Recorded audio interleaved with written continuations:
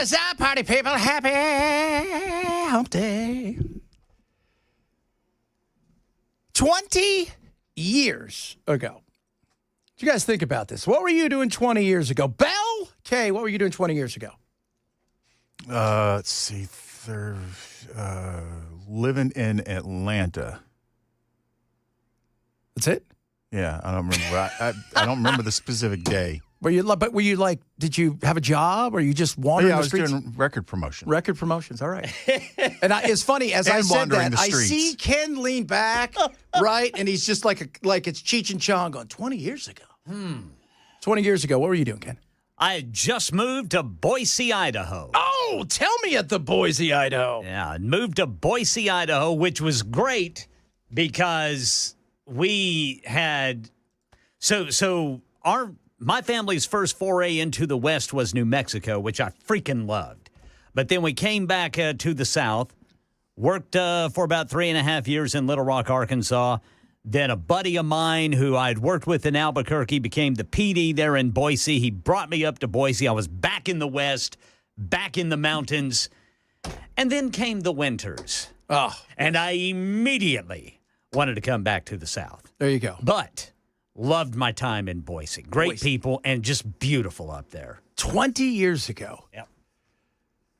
Doing voiceovers, doing stuff, working with my uncle. Were you in out. Arizona? Where were you? I was in California.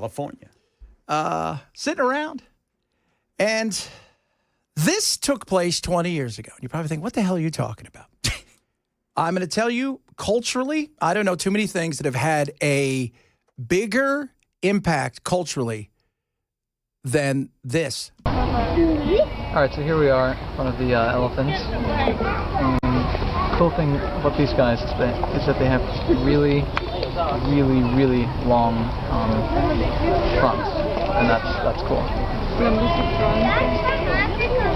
And that's pretty much all there is to say. That's all there is to say. Jaweed Kareem right there. Jaweed Kareem and his friends started a little dating company that didn't work very well, but everybody liked uploading videos to their stuff, so they said, screw it, let's call it something else.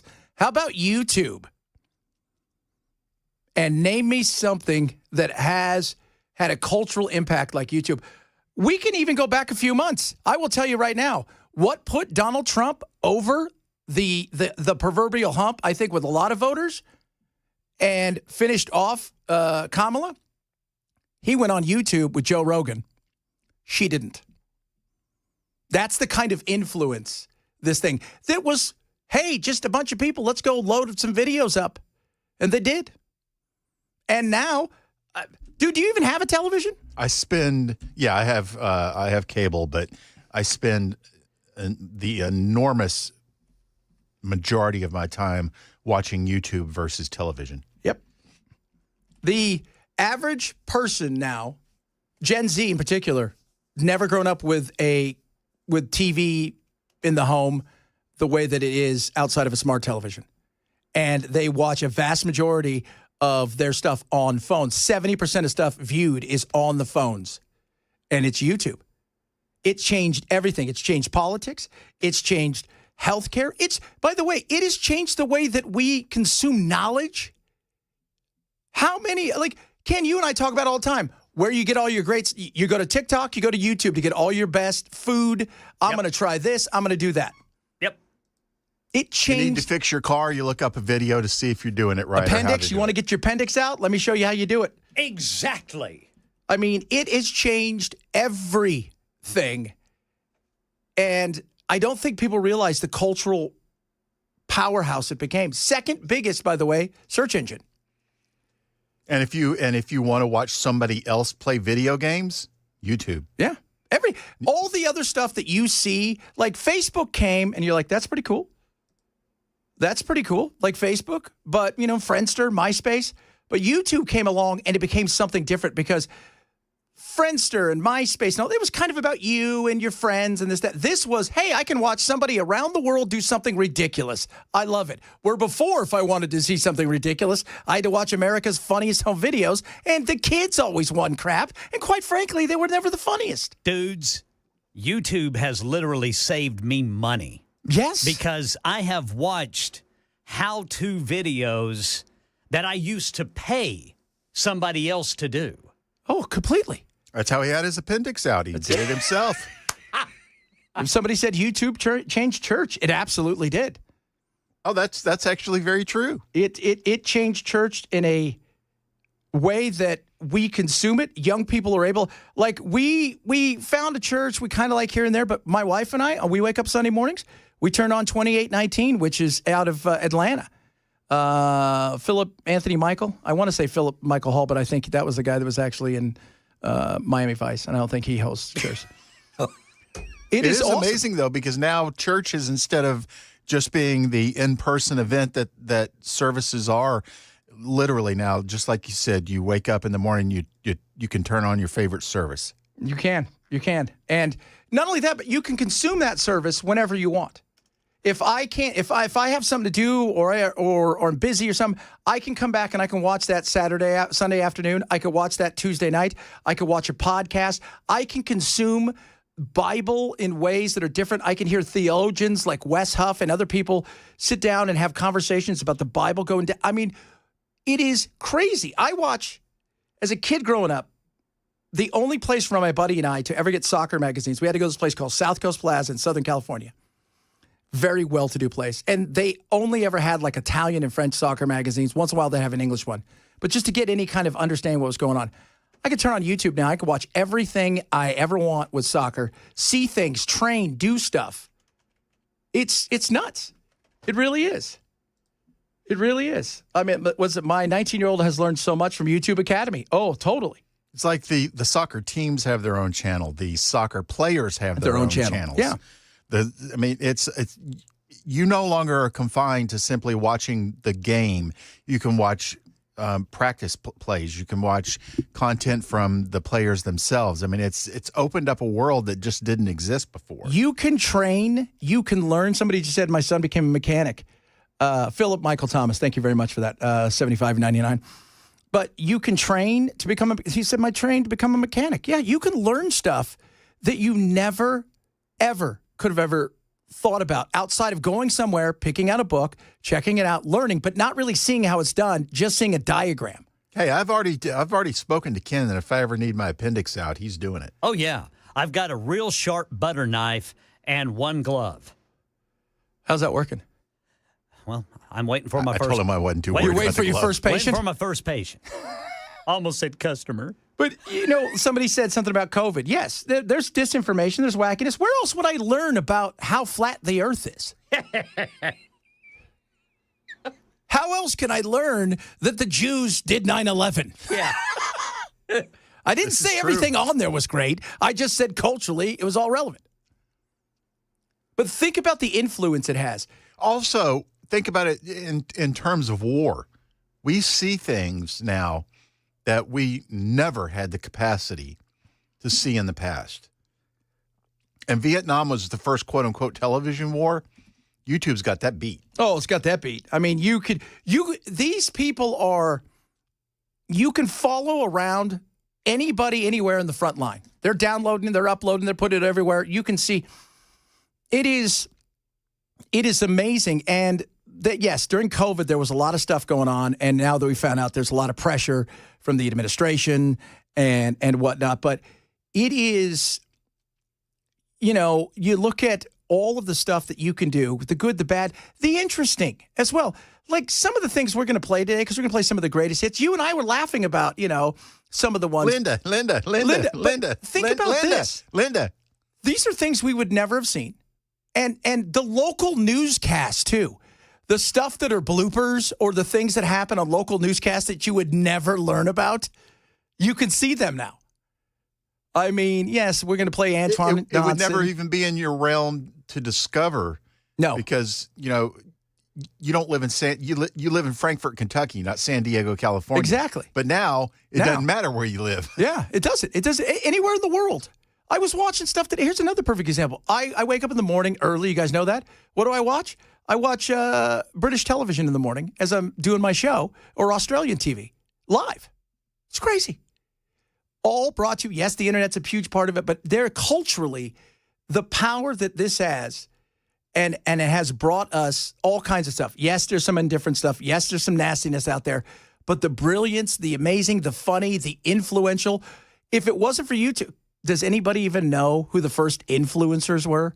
They were people on YouTube that didn't even know they were influencers. They had no idea.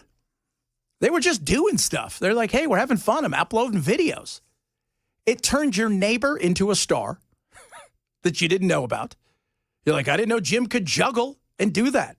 Well, Jim's making money. Somebody just said they make a ton of money on YouTube.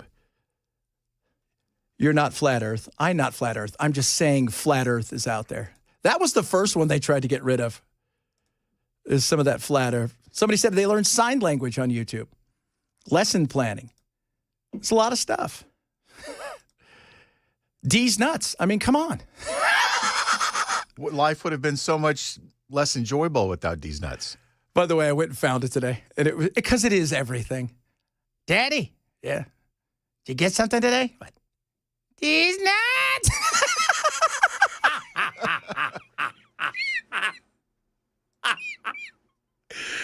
It is just. Oh, here we go. Did something come in the mail today? Oh, cause something came in the mail today. I did. These nuts. Got him. Got him. Oh, Lord. These nuts. Oh, my goodness me. Talk more about just the influence, but think about the politics. Think about the debates, good, bad, indifferent, wild. Think about things that we can't even fathom the amount of stuff that's going on. I'm going to break down some of the wacky stuff out there. We're going to give you who the biggest influencers are, you'd be surprised. I bet most of you don't even know who some of the biggest, not quote influencers, but the channels are, which is incredible. And it's awesome. It's awesome. We'll talk about that today. A lot of stuff. We'll talk a little immigration as well. We'll talk a little about the whole FDA thing. I'm going to tell you guys a story about me and my issues when I was a kid with diet and how doing kind of what he wants us to do played a huge role in a bit of my behavioral change. Not great, but still, I couldn't do it forever. But I tell you what, we do have bad diet. And yes, not just the plastic. Some of these dyes, I'm looking at stuff. I got something in my hand right now. I'm going to try to read some of it later. I have no idea what half of this stuff is. And some of it just feels like it shouldn't be anywhere near you drinking it. Bunch of other good stuff to get to, including SCOTUS yesterday, the battle of SCOTUS versus book banning, which is not book banning. We'll talk about that as well. If you missed any of the show, shame on you. Go to YouTube, like and subscribe. It is the Chad Benson Show, Super Talk 99.7.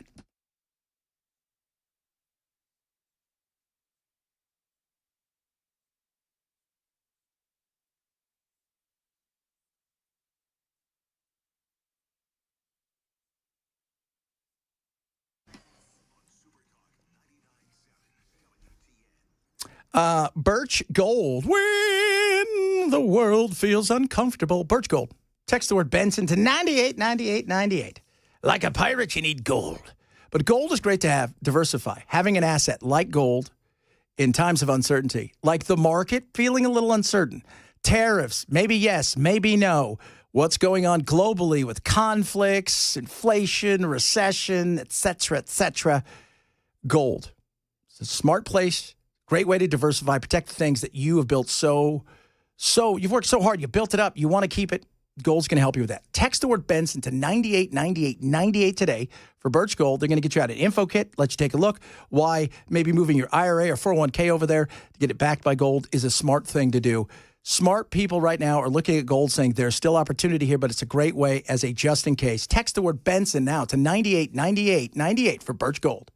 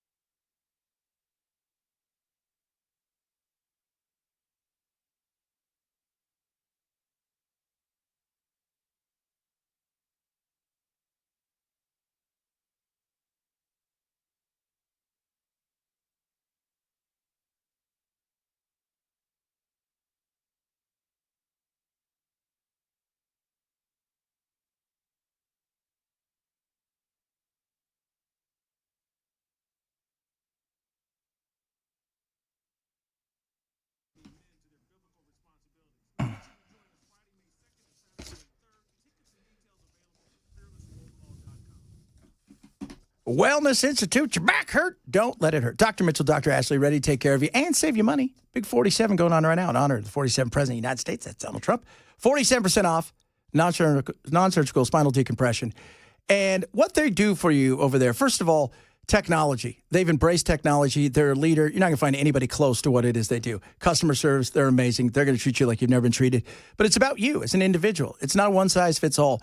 What is your need when it comes to your back pain? What is it? Well, you go in there.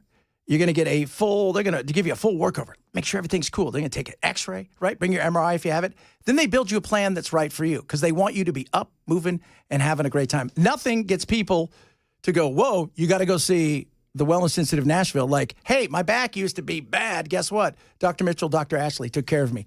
Get an appointment today. Save big. 47% off right now. The big 47 offer going on.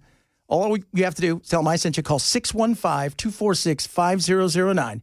615-246-5009 or painisbad.com. Images of that wildfire in New Jersey show the flames towering over the treetops. We've just learned how much has burned and how much more is in the path. Coming up at 12:30 on Super Talk 99.7 WTN.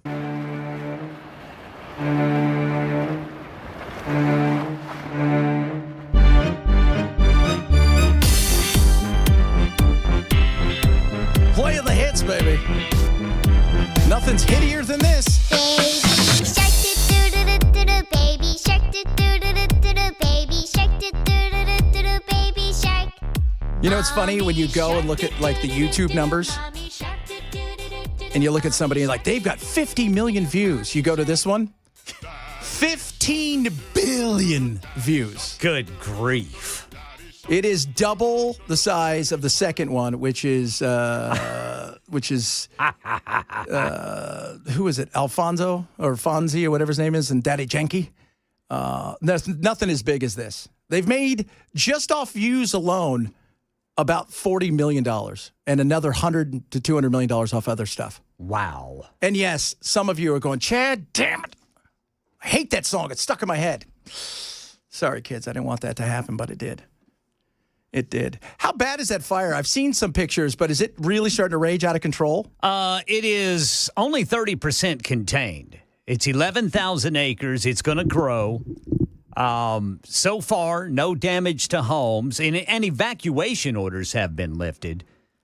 But, you know, with only 30% containment, you know, you're at the mercy of whatever the weather's going to do. And apparently New Jersey is really dry. Yeah, that's just it. You're at that mercy of that weather.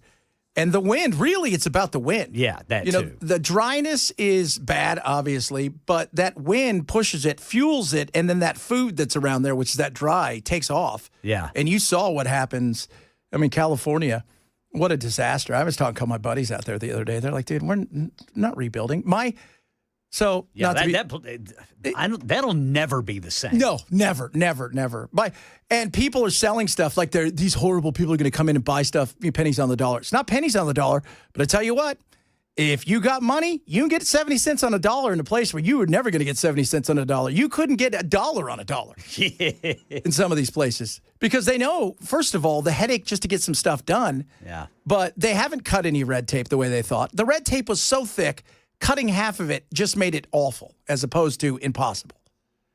Mm-hmm. Right? Like, that's how bad it is. But little weird thing here. So my agent, she runs the agency, but the guy who owns the agency, his house, was gorgeous.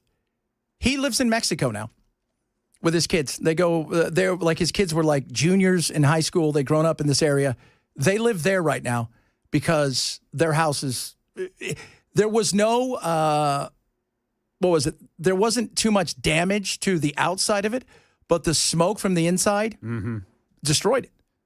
So, and what they offered him, this is what's crazy. So what they offered to fix the house and his insurance, which, by the way, his insurance was canceled about 40 days before. What they offered him would build about a sixth of the house. Wow. Yeah. So, what do you do at that point in time? I mean, it's crazy, and the frustration level for people out there is through the roof. And I know what California is going to do. they're going to go in and they're going to try to get as much of that property as they can, and they're just going to start building, cheap, what they call cheap housing, which is never cheap in California because California find a way to make everything ridiculous. And it's sad. I mean, it's a sad situation. I mean, I've got friends who've lost everything, and I have some friends who are still working up there, and they're just like, these people are never going to rebuild because a vast majority of those people, they've been there for 40 years. They can't afford to rebuild. They weren't millionaires. They were house rich, if you will, but they didn't have anything else. They're just mostly middle class people that happen to live somewhere near a beach with 70-degree weather, like a lot of the time. Sucks. Absolutely sucks. There's just so much stuff out there. I want to talk about yesterday, listening to them talk about the red dyes, because I think it is important. And Chris and I were talking about it before, because the diet thing is a big deal. It is. There's no doubt about that. And, when I was a kid growing up, I told Chris, I was like Tigger on meth, right? I'm serious. Like, wonderful things, it was like. And yes, did the food have a lot to do with it? It did. I still, even when I went on a special diet that they built for me, it helped calm me down and focus me a little bit. It didn't stop me completely. But I will tell you, yes, that stuff is real. That crap that we consume is insane. And, even just like we were talking yesterday, what is it? Like they put food dye in meat so it looks more appetizing. It's just, how much is too much? Let's talk a little bit about that. Plus, we've got some more of YouTube's greatest hits. Maybe some immigration as well. Reach out to us across all of our social media. Love to imagine the monetization on Baby Shark. You guys are lucky. I did that for you earlier. So you think somebody wrote that just for a lark, right? Just for fun. And the next thing you know, you look up and you're like, hey, we made $200 million off a song that's an earwig. Wow. Baby Shark, do-do-do-do-do-do, Baby Shark, do-do-do. We'll be back in a minute. Baby Shark, do-do-do-do-do. Chad Benson Show.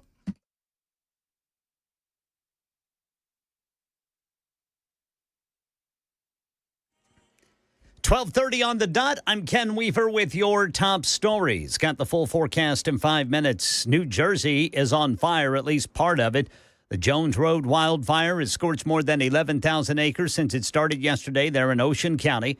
Fire managers say it's only 30% contained. Ultimately, when all is said and done, a greater number of acreage affected, and this could very well end up being the largest wildfire in New Jersey in 20 years. Yeah, images show flames shooting high above treetops. So far, no homes damaged, no injuries. The cause is under investigation.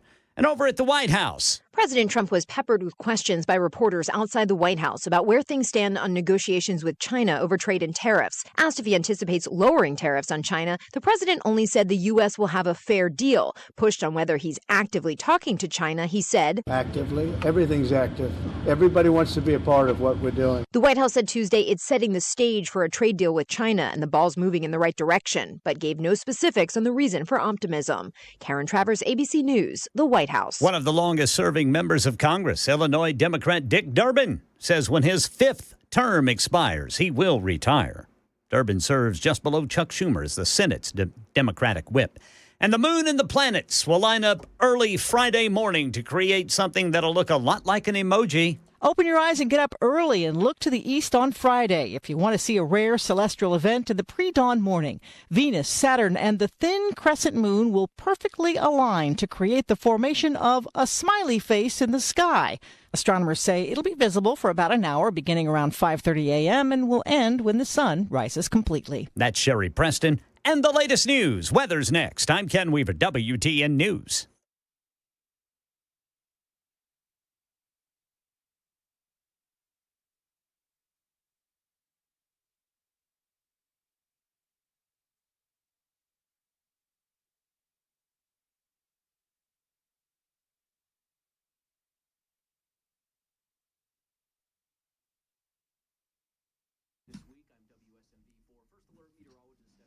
Temperatures going to top off in the upper 70s to low 80s today, and we will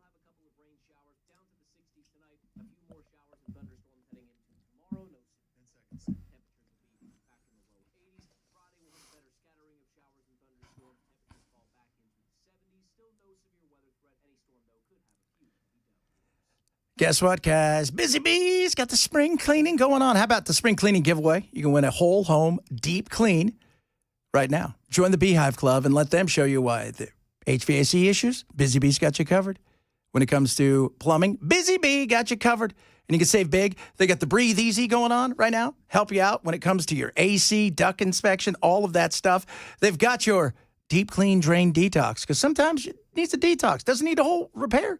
Needs a detox. Get it smooth and nice. That's what they're all about. Join the Beehive Club today.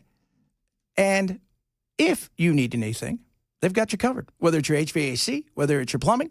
And the great thing, too, is if things are really busy, stuff's going on out, it's hot, it's humid, like everybody's air conditioner seems to go that day. If you're part of the Beehive Club, you're right to the front of the line. Call them today, 775-7833, 775-7833, or visit them online at busybhvac.com.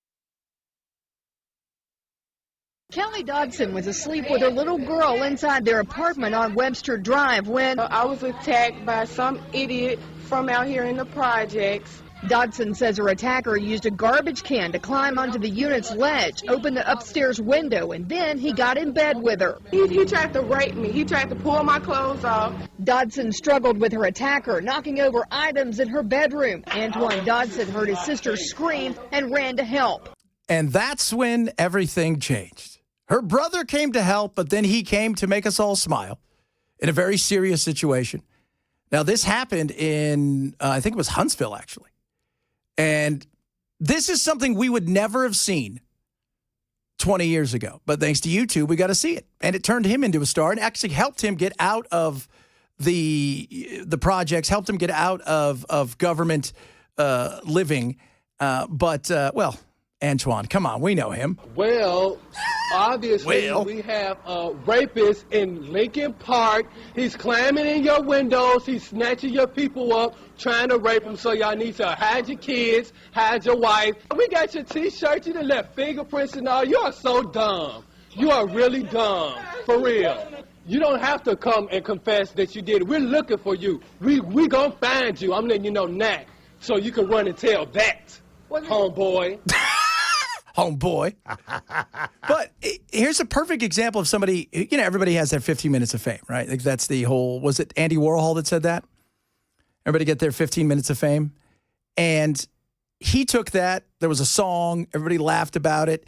He got to do some fun stuff, but he earned enough money, put himself through some college. He was the eldest, I think, of 9, helped them move out of the area they were in, took advantage of it. I mean, some people taking far more. The Haktua girls taking far more advantage of their 15 minutes of fame, but it took a serious situation where you had your kids, had your wife, and turned it into something. But we would never have seen that without YouTube, unless you lived in that Huntsville area. We'd never seen that. It's crazy. And something else, like yesterday, there was the big debate when it came to schools, books, Maryland, and whether or not you can opt out. And this is another example of something that I don't think people like the reach of the internet, but YouTube in itself. You can go online and actually hear and see this stuff live now and grab this stuff. And it's cool because you don't get to see in the court. Everything is on audio. And this was about in Maryland, whether or not you have the right to opt out of certain classes based on the material. And families have brought this against the Maryland School District. What age do you, in Montgomery County, teach students normally about human sexuality? I think that it begins in either 4th or 5th grade. The human sexuality class? The family life and human sexuality curriculum. Okay. I'm not entirely sure. Starts in 4th or 5th grade, you think? So. Is there anything you can point us to in the record on that? I don't think so. Okay. And second, these books are being used in English class. The division between English class and other things in a 2nd grade classroom doesn't really exist. You're sort of in a room with a teacher and sometimes... No, I appreciate that. I went to 2nd grade too. Yeah. But it's part of the English curriculum that these books are being used in. I thought that was... Yeah, I'm not fighting the premise. I'm just saying that it's not the math class. It's not the human sexuality class. It is certainly not the human sexuality class. Yeah. I'm just sort of fighting the premise that there's a neat distinction. Okay. Well, there should be a distinction because some of the stuff that they were fighting against, several of these books, the human sexuality class is okay. I mean, we touched on it a little bit yesterday. Sex ed was 1 or 2 classes. It was like 2 hours and we were done, if that. And this is like there's a human sexuality class. And some of this stuff is insane. And once again, common sense flutters away, leaves the room, and then insanity comes in. And I broached this to my friend. I did a hit on a show, the very liberal show. And, I said, dude, think about this for a second.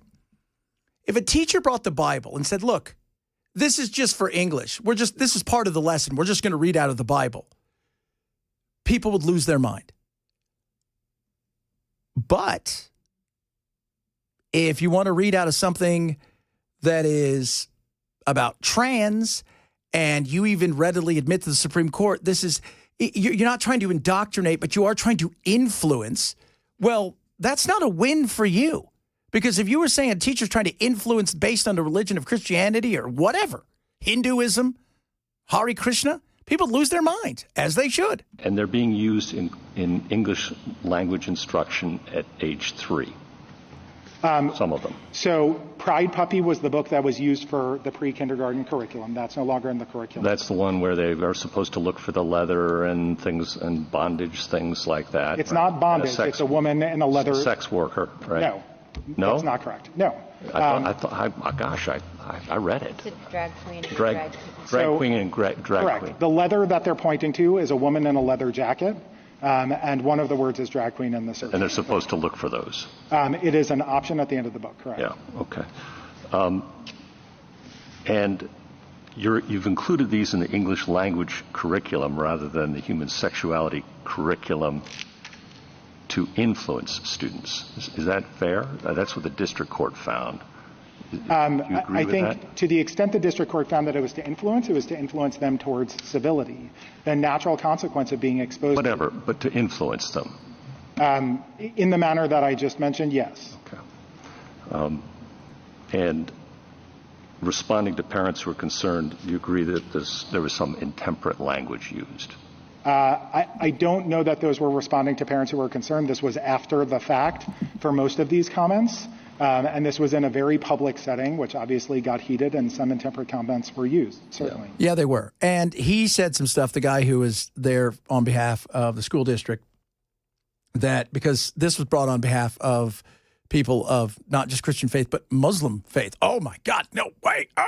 Yes. By the way, they don't play that game. I don't know if you're aware of that. They're not a fan of that. They don't play that way. And this is, again, we shouldn't be having these conversations with some of these books. And by the way, they did not ask for the books to be banned. They didn't. What they asked for was opting out of the class. This school district, which allows opting out of pretty much all kinds of stuff, as well as all the other school districts, you can opt out, said, no, you can't opt out to this stuff. That's when the parents said, well, no, sorry, that isn't going to happen. And this is, where we're headed.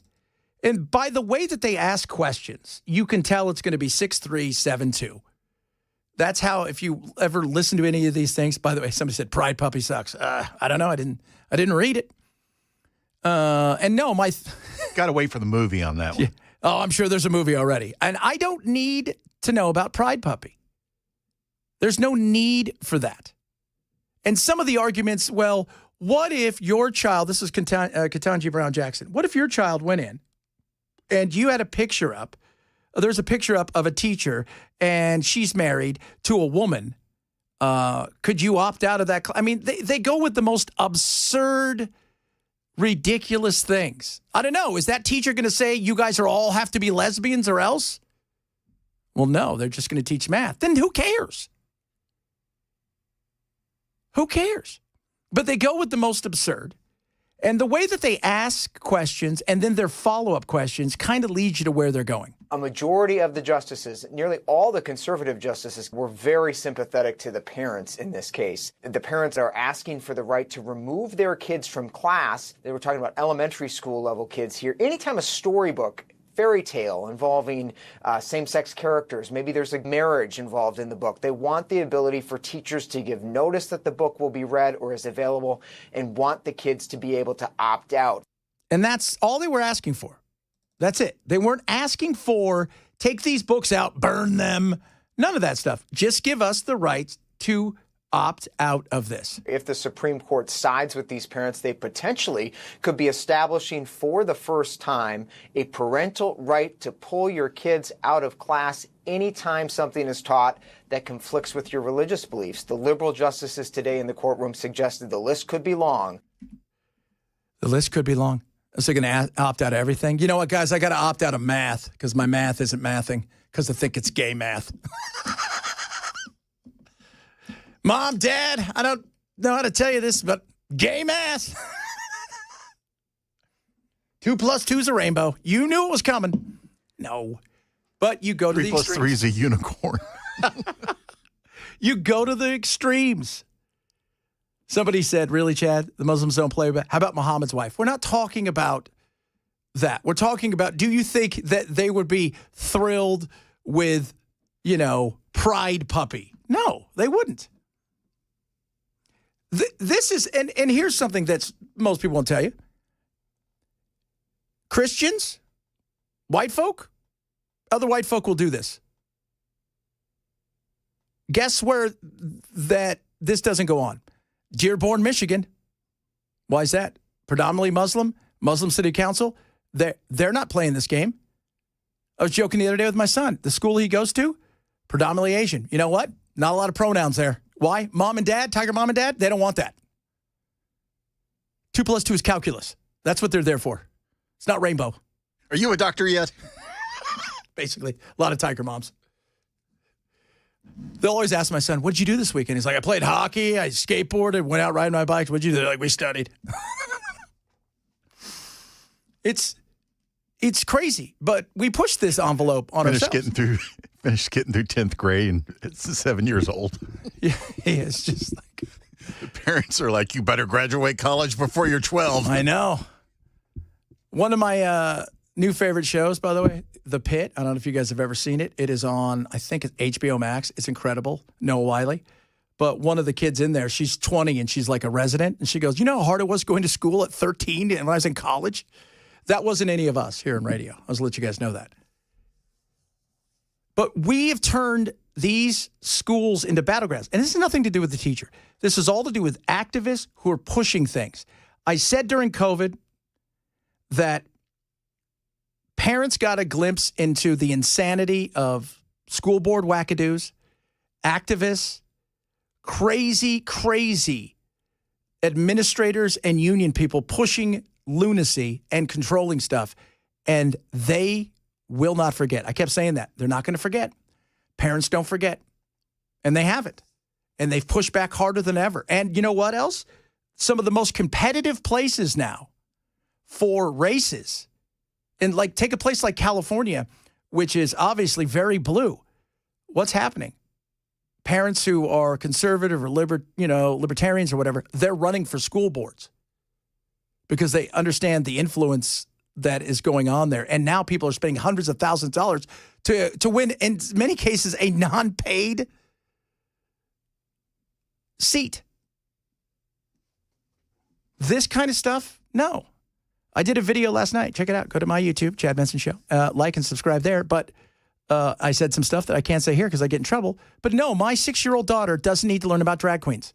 No more than my 14-year-old son, when he was 6 or 14, needs to learn about, Crystal down the street that's really, wink, wink, going to medical school and just paying off some of her bills, dancing.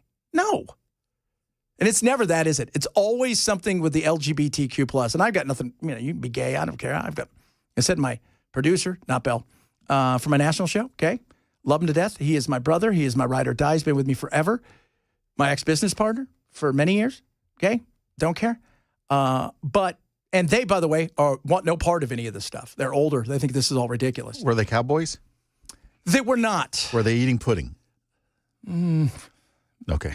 Maybe. Cowboys eating pudding. But it's so funny. Carpet. But the whole thought of this lunacy, they want no part of it either. An older gay generation thinks that this stuff is advocacy. I mean, advocates pushing stuff, activists who are pushing stuff. They're not there for anything other than that. And they're frustrated as much as anybody else. And we all should be.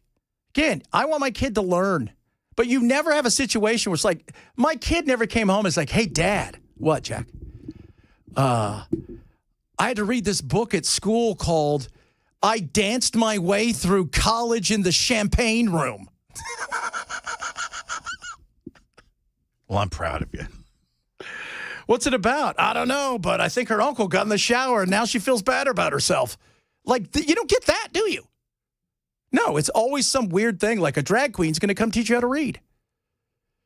All right, coming up, more stuff. We'll talk a little about red dye because, hey, why not? We got some more YouTube greatest hits as well. If you're missing the show, grab the podcast or otherwise, we say...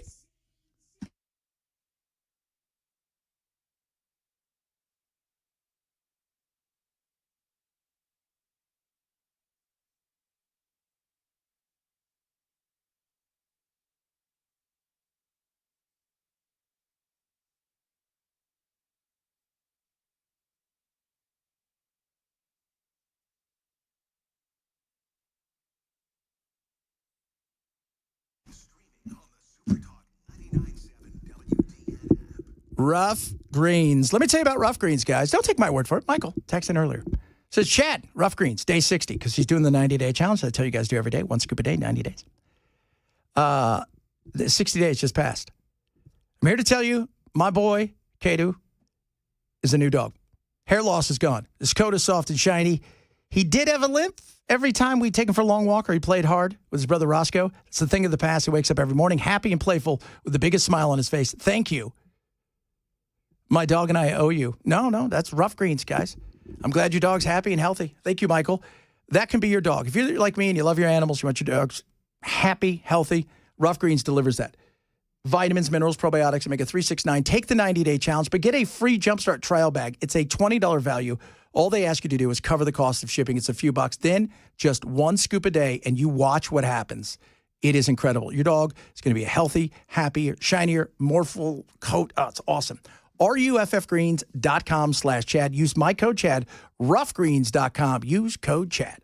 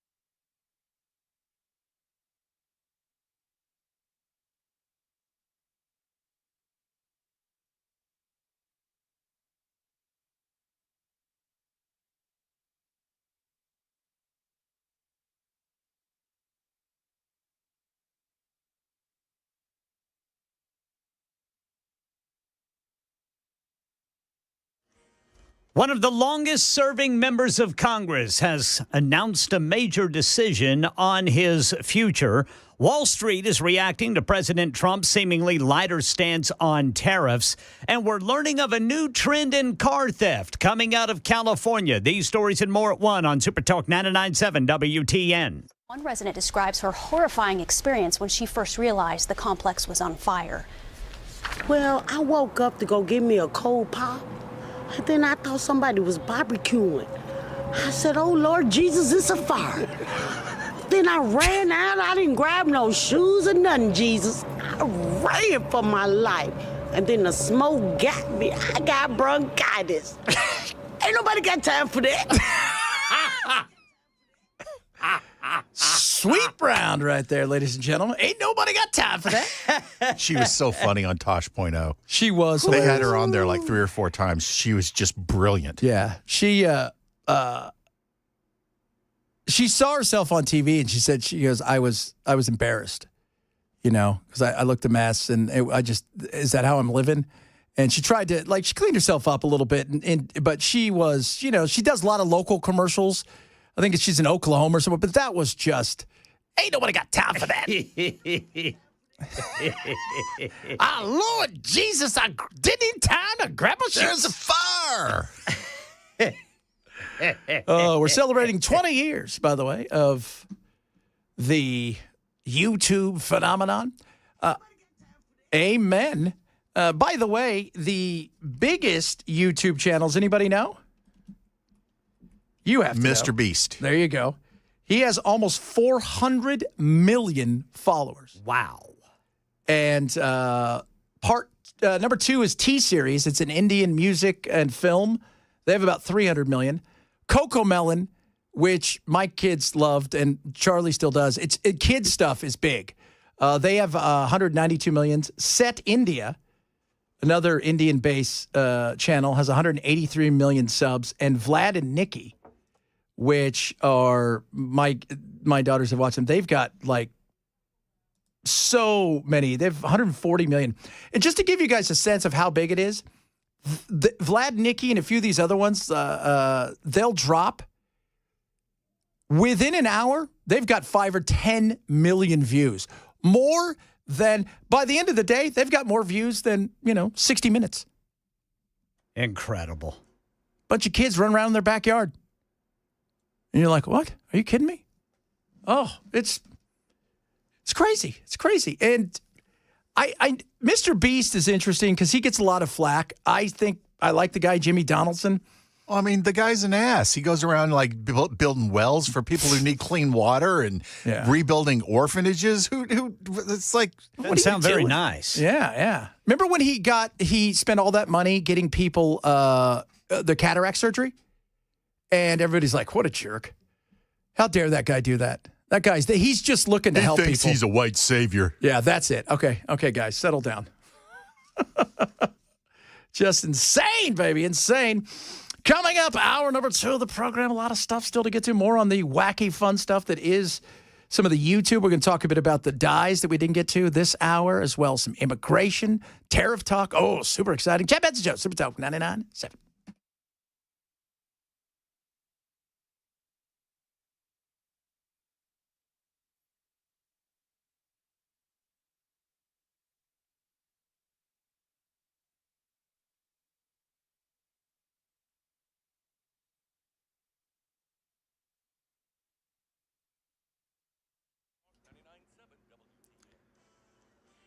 One o'clock on the dot. I'm Ken Weaver with your top stories. Got the full forecast in 5 minutes. And right now in our nation's capital, longtime Democratic U.S. Senator Dick Durbin has announced he'll not seek re-election after the end of his 6th term, actually 5th term, that is.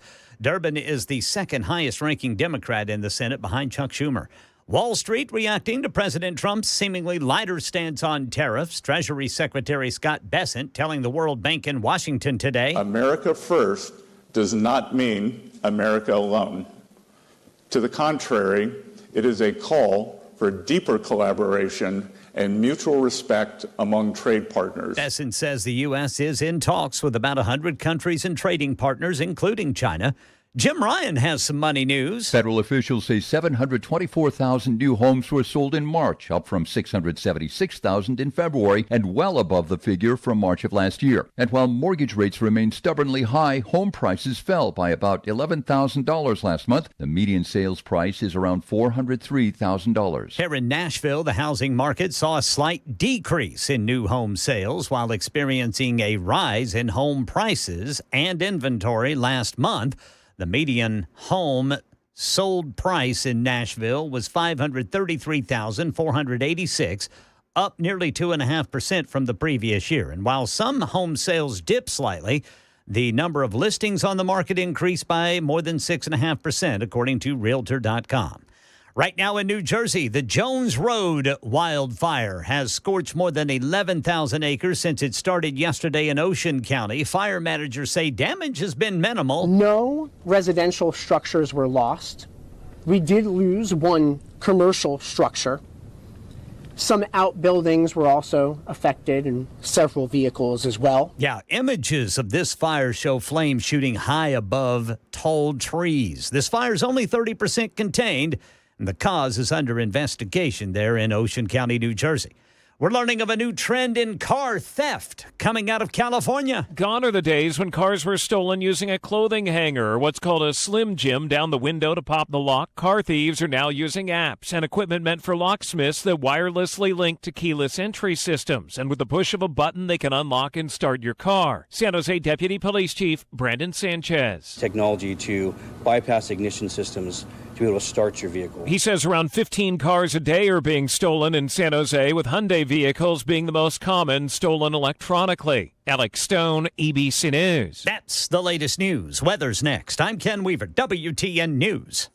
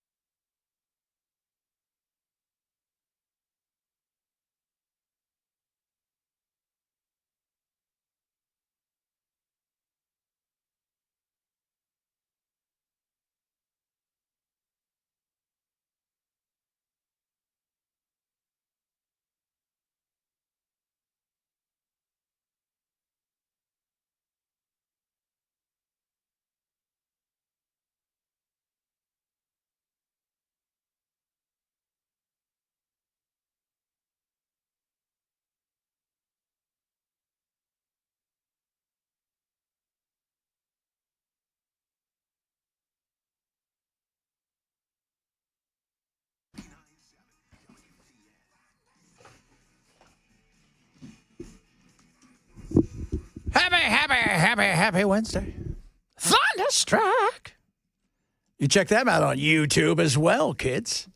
By the way, the first 1 million person subscriber to YouTube.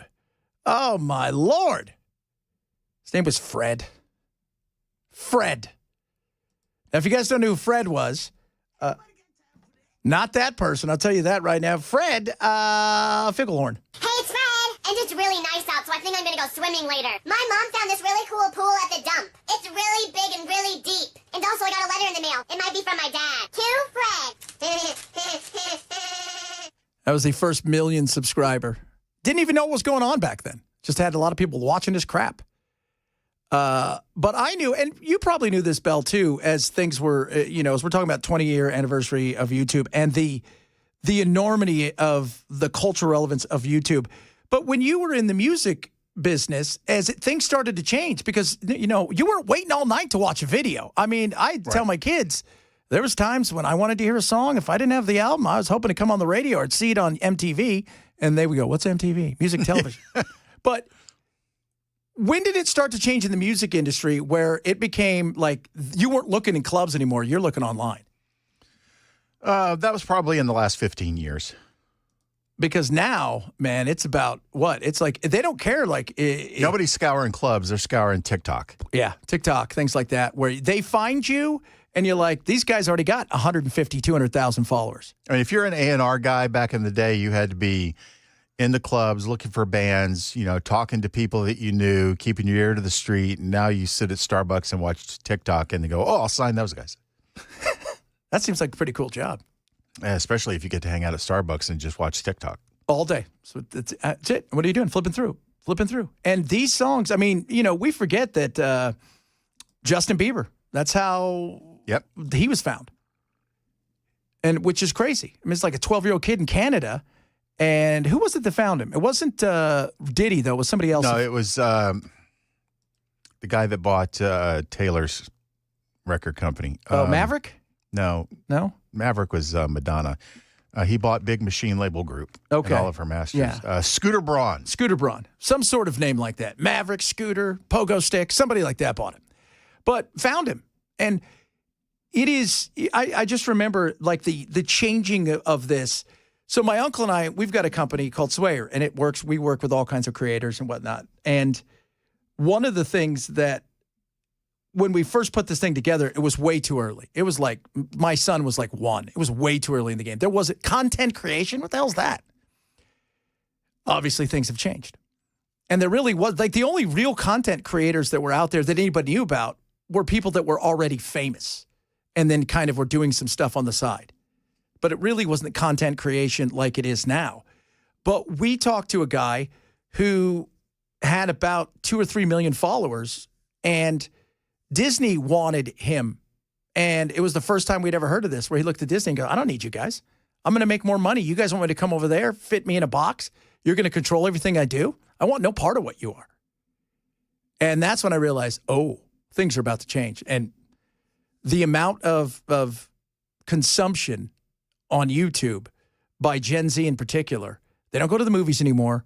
They don't do a lot of that stuff anymore. Everything is YouTube. And it's really weird, too, because it's either TikTok for 60 seconds or they'll watch a 3-hour podcast. There's nothing in between. Not a damn thing in between. Musk, I'm surprised he hasn't tried to buy YouTube, although he realized it's about video. It's one thing you can look over there and realize it's about video.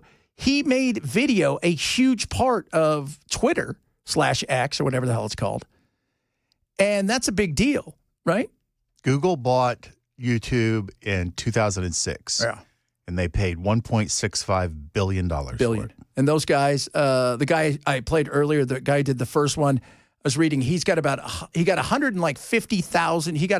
They got some money, but he got 150,000 shares of Google. So his net worth is, it's not billions, but it's hundreds of millions. That's a good gig if you can get it. It is.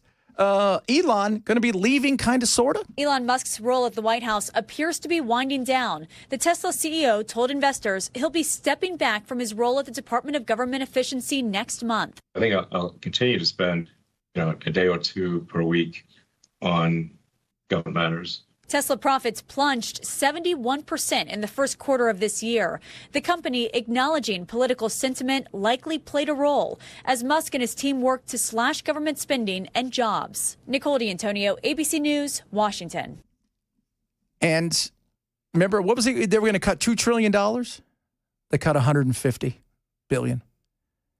I said, and I wanted him to succeed. I said the toughest thing for a guy like Elon Musk is the parameters of which government has set itself up is virtually impossible to, the deep state is really the molasses of bureaucracy. And to get any of the stuff done that you want to get done, it's going to be virtually impossible. And you can cut some stuff here and cut some stuff around there. And I got a lot of you blasting me. "Oh, you don't know. Ye have little faith." It wasn't about that. I said, he's going to get to Mars and populate it. Well, at the rate he's going, he'll populate the Earth too, before he's able to cut what he wants to. It just isn't possible because of the laws and the fact that you need Congress to do a lot of it. And let's be honest, Congress ain't doing a lot. And I think he's also listening and seeing what's happening politically. He took a massive hit, as well as his company. I mean, the tariffs played a role, yes, but he recognizes, I don't think he thought it would be this bad, that a bunch of people who would never buy his car, and most of them couldn't afford any of his cars, were able to sway in so many ways what took place. And that is frustrating. And it's frustrating that they couldn't cut as much. But what did you expect? It is not a dictatorship. As much as the left would like to preach, oh, yeah, he's a Nazi, it's a dictatorship. It's not. It's not a dictatorship. It's a democracy. It's a bureaucracy. And, man, when I saw him do an interview today, he looked a little dejected. The frustration level, I think, was definitely there. Because I think all the stuff he thought he was going to be able to do, just welcome to D.C. The swamp, whatever you want to call it, man, it's quicksand, it's swamp, it's a volcano. It's like that movie Armageddon. It's like the worst thing you could ever think of. That's all you have to say. That's it. Yesterday, though, something did happen. We're going to get rid of dyes in food. Today, the FDA is taking action to remove petroleum-based food dyes from the U.S. food supply and from medications. For the last 50 years, American children have increasingly been living in a toxic soup of synthetic chemicals. The scientific community has conducted a number of studies raising concerns about the correlation between petroleum-based synthetic dyes and several health conditions, such as attention deficit hyperactivity disorder, obesity, diabetes, cancer, genomic disruption, GI issues, and allergic reactions. The dyes, the crap in food, just take away the dyes. So I'm drinking a much healthier, and dare I say, an amazing, I'm going to flip it around so I don't get in trouble, but it's incredible. I love this drink. It's totally awesome. And my wife, she's a big, she loves this stuff. It's super healthy eater, just like me. Because if you guys know how I eat phenomenally healthy. But I'm looking at the stuff in here. It's like, oh, carbonated water, citric acid. Then you start getting to stuff where you're like N-acylene, like thylene, chlorine, blah, ta-da-ba, potassium citrate, da-da-da. You start going down and you're like, what is this? We consume stuff in such a way, and there's so much of it. So when I was a kid, I was super hyperactive. Like crazy hyperactive. Like bad hyperactive. Like when you hear, like now, I'm not a kid shaking or excited in your desk kind of little boy. I'm the kind of kid that would just get up and leave and go home. Went outside, ran around. I mean, it was bad. And I was telling Chris, it got to the point where from first grade to fourth grade, after me, at a private school I went to, or second grade to fourth, all my teachers quit. Like, that's how bad it was. My fourth grade teacher started me facing him. First day of class, because he knew about me. I was facing his desk, everybody else behind me facing the other way. By the end of the day, first day, I was outside the classroom, which is where I spent the rest of the year, sitting out there with the door open. Yeah. I told you I was Tigger on meth. Wow. Yeah. So they put me on a special diet, and the special diet was so restrictive, but there was no sugars. Like not even refined sugars. There was just nothing. It was as natural as you could get. And I had to have this medicine as well. But that was because I was on something that the doctor said to my mom, Mary, the amount that he is on as a second grader would take down the biggest biker, and it doesn't slow him down. So we don't know. I mean, we're trying. So he put me on this diet. And by the way, being a fourth grader, I looked at the doctor and said, I don't know why I'm going on the diet. You're fat. I'm not. Because I was fit at that point in time. Not a helper from my mom. Did you get a response? I did. My mother looked at me and she said, I'm going to. No, I mean from the doctor. He just laughed because he knew, So the diet they put me on, though, it changed. I mean, I went from out of control to somewhat control. Still in trouble focusing, but I was a different person. But it was also super the one thing he said he had problems with me is the amount of calories, because I was playing soccer sometimes at that point in time, 3, 4, 5 hours a day, they couldn't get me enough calories, which was the problem. But it does help. I mean, this food we consume plays a role in a lot of crap. I mean, you know, and I would love to eat healthy, but most of that crap tastes horrible. You know what tastes good? Barbecue ribs, brown sugar, Pizza. Anything fried. Yeah. Oh, yeah. You want to be the richest man in the world? Find out how you can make an old-fashioned donut you bite into, help you lose a pound. You'll be the richest person on the planet. But you're not. If it has the same texture and tastes just like the donut that makes you fat. Oh, good That's God. how you'll make $1 million. Man, that would be. Yeah, because I've tried to eat healthy. I do. I mean, not a lot. I eat kind of like Peter from Family Guy. I had some peas once. I only eat what I like. The first time my parents tried to make me eat peas, I smothered them in ketchup. That's the only way I could get them down, man. They tasted like little eyeballs. Oh. Well, they didn't taste like it. That's the texture, and then the taste, I just couldn't stand it. Now I love peas. I like peas too. I love carrots. I love peas. I love hamburgers. Is that healthy? Oh, Let's be honest, though. It's much, much easier to like a food when your mother isn't cramming it down your throat. Yeah. Plus, we grew up kind of poor, little ghetto, and government cheese, you know, the kind of cheese that don't melt. Liver was, my mom cooked liver a lot. Liver's gross. I'll never eat liver again.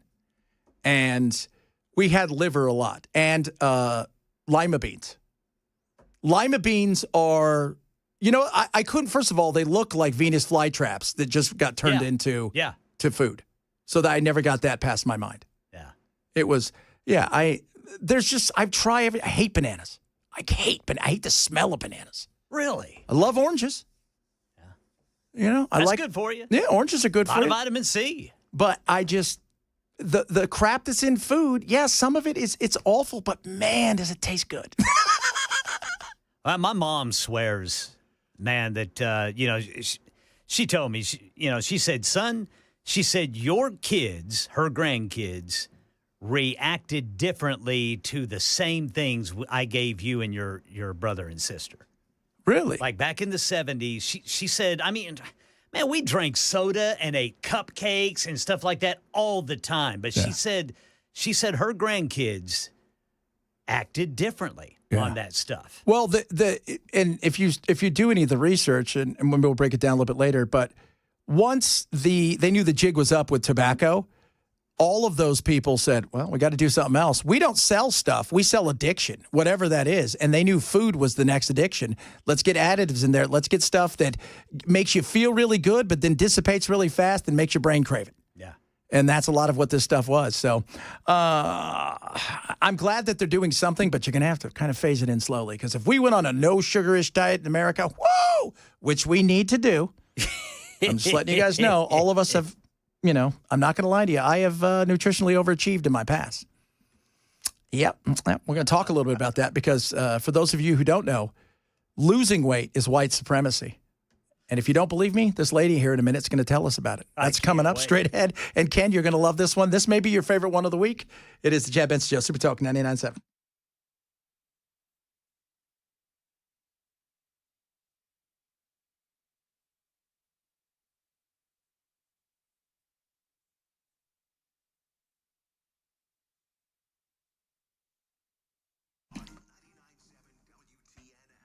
The championship basketball season is here. How about Prize Picks? Use my code Chad, download the app, chance to win up to 2,000 times your money, and get your name every time you play into the VIP running to take you and a buddy to the championship. Boom, courtesy of our good friends over at Prize Picks. And we're talking about VIP experience. It's incredible. Now, how do you pick a lineup? People ask me that all the time. It takes less than 60 seconds. And then when you play your first $5 lineup, I'm going to tell you how to do that. You're going to get a $50 bonus just for using my code Chad. So this is how you do it. You can stay in one sport, basketball, hockey, whatever it is. You can go cross sports, baseball, hockey. You pick a play. It's above or below. You pick a player. So let's say you think, oh, you know what? I think Ohtani's going to get more than 2 hits this game. And I think that LeBron's going to have more than 27 points this game. It's above or below. That's it. It's that simple. You can win big now, up to 2,000 times your money, and get a chance to go to the ship, as they like to call it, with Prize Picks. Download the app. Use my code Chad. Win or lose, $50 bonus the minute you play your first $5 lineup. Prize Picks. Run your game. Must be 21, present in Tennessee. Gambling problem? Call 1-800-426-2537.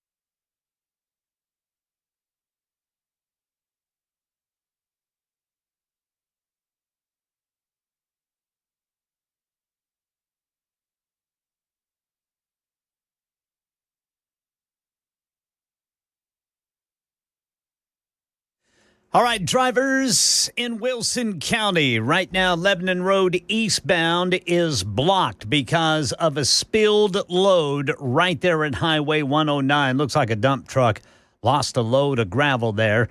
Injury crash over by the airport, 40 eastbound at Donaldson Pike.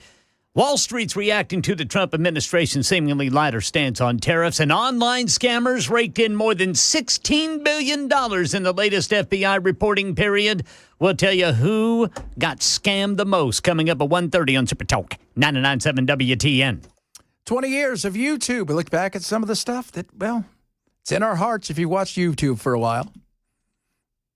My friend came to the door. She said, well, I was on the phone cooking me and my baby some breakfast. And she said, hey, something wrong. It's popping. I said, what? She said, yeah. I said, no. So the girl come downstairs. She come out her apartment with her baby with no shoes on. I said, oh, girl, it's cold outside. She said, something ain't right. I said, oh, man. She said, oh, man, the building is on fire. I said, no, what? I got my 3 kids and we bounced out. We ain't gonna be in no fire. Not today.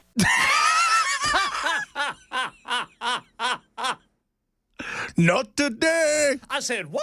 She said, no. I said, no way. She said, yep. And I said, get out of town. It is. You think about that for, the fact that you could do something today, right? Like Belle and I could goof around and film something today. The next thing you know, 40 million people have seen it. And you could be walking through a store. You'd be like, are you that guy that did the thing with the thing? You're like, oh, yeah, that's me. I said, what? You said, what? I said, yeah. And this is how the world has changed. Think about, there are now Like we had, who are your buddies on from the tattoo thing? They were awesome. Ben and Stacy. So Ben and Stacy were here. So they have that big, the horror-thon, as some of you called Satan there, but whatever. You're weirdos. But think about, they have these now, these online, like influencer creator cons. And there are people that are just famous for like doing those fast things with the cups or it's nuts. When I was at the Super Bowl a few years ago when it was in Arizona, the busiest place of all of the places, like Pat McAfee was packed, but he was on YouTube at the time. He was just now starting to do ESPN. So he was on YouTube. TikTok, YouTube were the busiest places. All the other big sports stations, all the other stuff, people were there.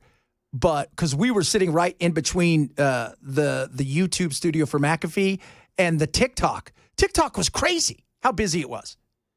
And these are people that just do silly stuff, make weird faces. Yeah. And people are coming over. You've got guys who have played in Super Bowls, guys who are going to play in the Super Bowls, wanting to get pictures with kids who they follow on TikTok. It's nuts. You said, what? I said, She said, yeah. I said, no way. She said, not today. Exactly, sweet. Exactly. I'm fascinated. Like the whole thing, though, the influence. And think about Joe Rogan, too. Rogan was a comedian, and he was an actor. And he was on news radio. On news radio? Oh, God, do you remember that show? Yeah. Andy Dick? Yeah. Speaking of crazy. Yes. My God, he's nuts. But he hosted here Fear Factor, too. Yeah, he hosted Fear Factor, but he is way bigger than he probably ever dreamed he could be doing stand-up comedy and doing, those television shows.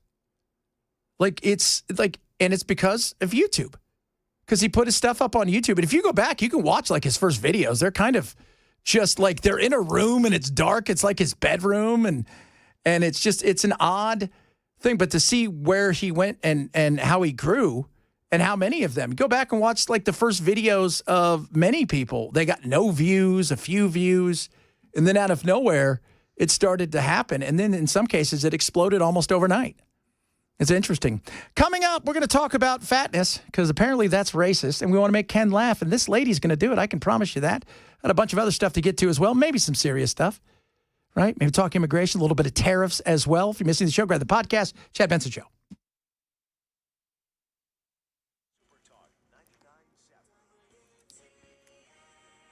$1:30 on the dot. I'm Ken Weaver with your top stories. Again, drivers in Wilson County going to have a big problem going eastbound on Lebanon Road because a dump truck has spilled its load of gravel right there at Highway 109. And over by the airport, injury crash reported by police, 40 eastbound at Donaldson Pike. Full forecast in 5 minutes.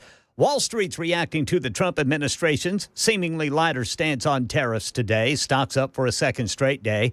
And President Trump telling reporters at the White House other nations are in negotiations on tariffs, and he's talking to Chinese officials, too. Actively. Everything's active. Everybody wants to be a part of what we're doing. FBI out with a new cybercrime report showing online scammers took in more than $16 billion last year.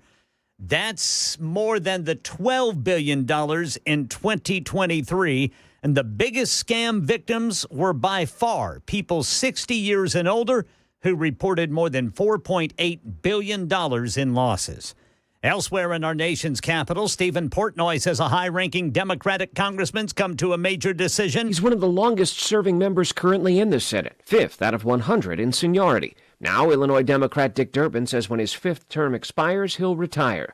The move will spark rare opportunities to replace him, not just in Illinois, for a Senate seat that hasn't been open since 1996, but also in the ranks of Democratic leadership here in Washington. Durbin serves just below Chuck Schumer as the Senate's Democratic whip. And fresh information about the Tennessee traffic stop involving Kilmar Abrego Garcia. Just the News is reporting the deported El Salvadoran had been driving an SUV that was owned by a man who was himself deported after pleading guilty to smuggling illegal aliens in 2020. The information, part of a Homeland Security intelligence document. In the Tennessee traffic stop, Abrego Garcia told police the SUV belonged to his boss, and he was driving the people inside to a construction work site. That's the latest news. Weather's next. I'm Ken Weaver, WTN News.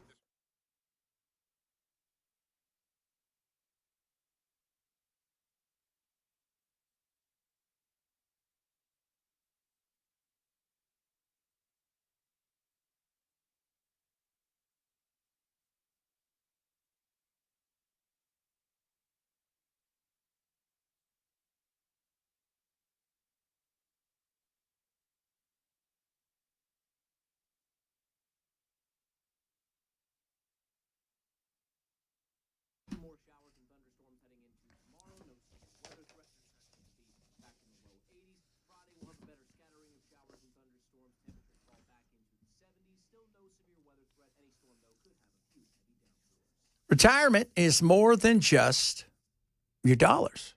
Those matter. Don't get me wrong. Beacon Capital wants to talk about that. When it comes to retirement, one thing Beacon does in their local area, it's a great way to go down, sit down, and talk to them, is what are you thinking about when it comes to, let's just say, estate planning? Because, man, you and I both know as people get older, sometimes you need certain things, and are you ready for that? Do you have everything set up? They can help you with that. What about tax planning? And yes, healthcare as well, especially long-term care. Let Beacon help you with that, as well as what's going on with your investments. Call them today. Get a retirement-ready toolkit. It's not going to cost anything. 615-488-9303. 615-488-9303. In your retirement-ready toolkit, you'll get a Money Enough for Life book, a retirement planning checklist, and a Maximizing Your Retirement Income white paper. So if you have fear of taxes, fear of running out of money, and, of course, the concerns for a lot of things like your health care, let Beacon help you with that. Call them today, 615-488-9303. Check them out online at AskBeaconNow.com.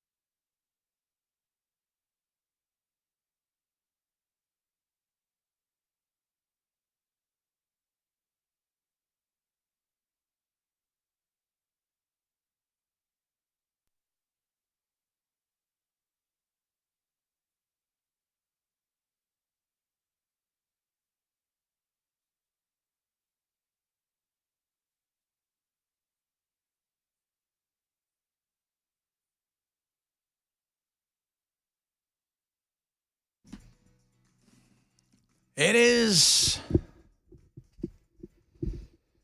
Wednesday. You know, Wednesdays, one of the things I wanted to bring over from my other show, because I just think it's fun, is woke stuff, because woke stuff's hilarious. Talked a little bit earlier about the stuff that's going on in the Supreme Court, but this is mostly the crazy woke stuff that happens because, quite frankly, some people out there are insane. Today, what the woke want, the woke get. Every time they refer to me, it's always ladies, girls. It's non-stop. We are contributing to our fat-phobic society. Someone fat like me, black like me, beautiful like me. No offense, but this isn't about you. So that's why intentional weight loss is fat-phobic. Shut your mouth. Who's fat? It's time for Woke Wednesday. Now, I said you guys are going to like this, and I mean you're going to like this, because if you're thinking about losing weight, this is really, ladies, this is for the white ladies out there. Well, racism. Thin privilege, you also write, is a white and heteronormative ideal. By the way, I would love to have thin privilege. Right now, what I have is husky privilege. When we strive for thinness, you write, we're reinforcing every other form of stigma at the time. You kind of alluded to this. For people of color specifically, thin privilege then gives you access to white privilege. Can you explain this? Yeah, I mean, the thin ideal is definitely a white ideal. When we trace the history of modern diet culture, we really trace it back in the United States to the end of slavery. And Sabrina Strang's book, Fearing the Black Body, is sort of, the iconic work on this that I would refer people to. Super iconic. So I want you guys to get this. Thin privilege is white heteronormative, which also happens to be racism. You guys putting this together, there's going to be a test because I want you guys to learn this because it helps you on the streets, because you're going to get called names like racist because that's how they fight. Because you're skinny. Because you're skinny. So, which is, it gets better, kids. It gets better. Ladies and gentlemen, she's not done. But her research talks about how as slavery ended, Black people gained rights. Obviously, white supremacy is trying to maintain the power structure. So celebrating a thin white body as the ideal body is a way to other and demonize Black and brown bodies, bigger bodies, anyone who doesn't fit into that norm. So this is really about maintaining systems of white supremacy and patriarchy. So once they're like, all right, guys, it's over. Slavery, we're done with it. You know how we're going to do it now? Let's all get thin. Let's all lose weight. Let's all lose weight. That'll show them. Oh, somebody got a book deal, has stuff published, probably teaches young minds, and I'm not talking about I'm talking about college kids, that this is how do you even put this together? How do you get to this point where... I'm telling you, man. I'm telling you guys right now, if you lose weight, only because you're racist, you're like, what? Which I think is very helpful to understand, because I think a lot of us are really working to divest from those ideas, but we haven't given ourselves permission to stop dieting or to accept our weight wherever it might fall. And if you can understand that actually by continuing to pursue thinness, you are in some level maintaining your complicity with white supremacy and patriarchy. Wow. You know who was the most racist ever? Richard Simmons. That guy. When he was out there shaking to the oldies, really what he was doing, he was burning crosses. You guys didn't see it. You had to see it from above. Not calories, but crosses. Not calories. That's right. He's burning calories, not crosses. Honestly, though, if somebody came up to me in real life, hey, ma'am, just out of curiosity, when does health matter in any of this? When does it get to the point where you're like, you know what? I know I'm fighting racism by being morbidly obese, but I really don't like sweating in the cold trying to put socks on. Because that kind of happens. Well, it's too bad. If you care about the cause, you have to do it. And they think that way. That's the other thing. They think that way. They believe their own shtick. And they also think that, you could be 400 pounds and healthy. No, you can't. Well, and they all sound the same, too. Yes. They speak the same way. Yeah. They do. Man, it is, and I don't know, I wonder, okay, how did you get here? And then I start thinking, well, okay, hold on a second, Chad, step back. This is a job. This is their career. This is what they do. They never want racism to go away because racism is your identity.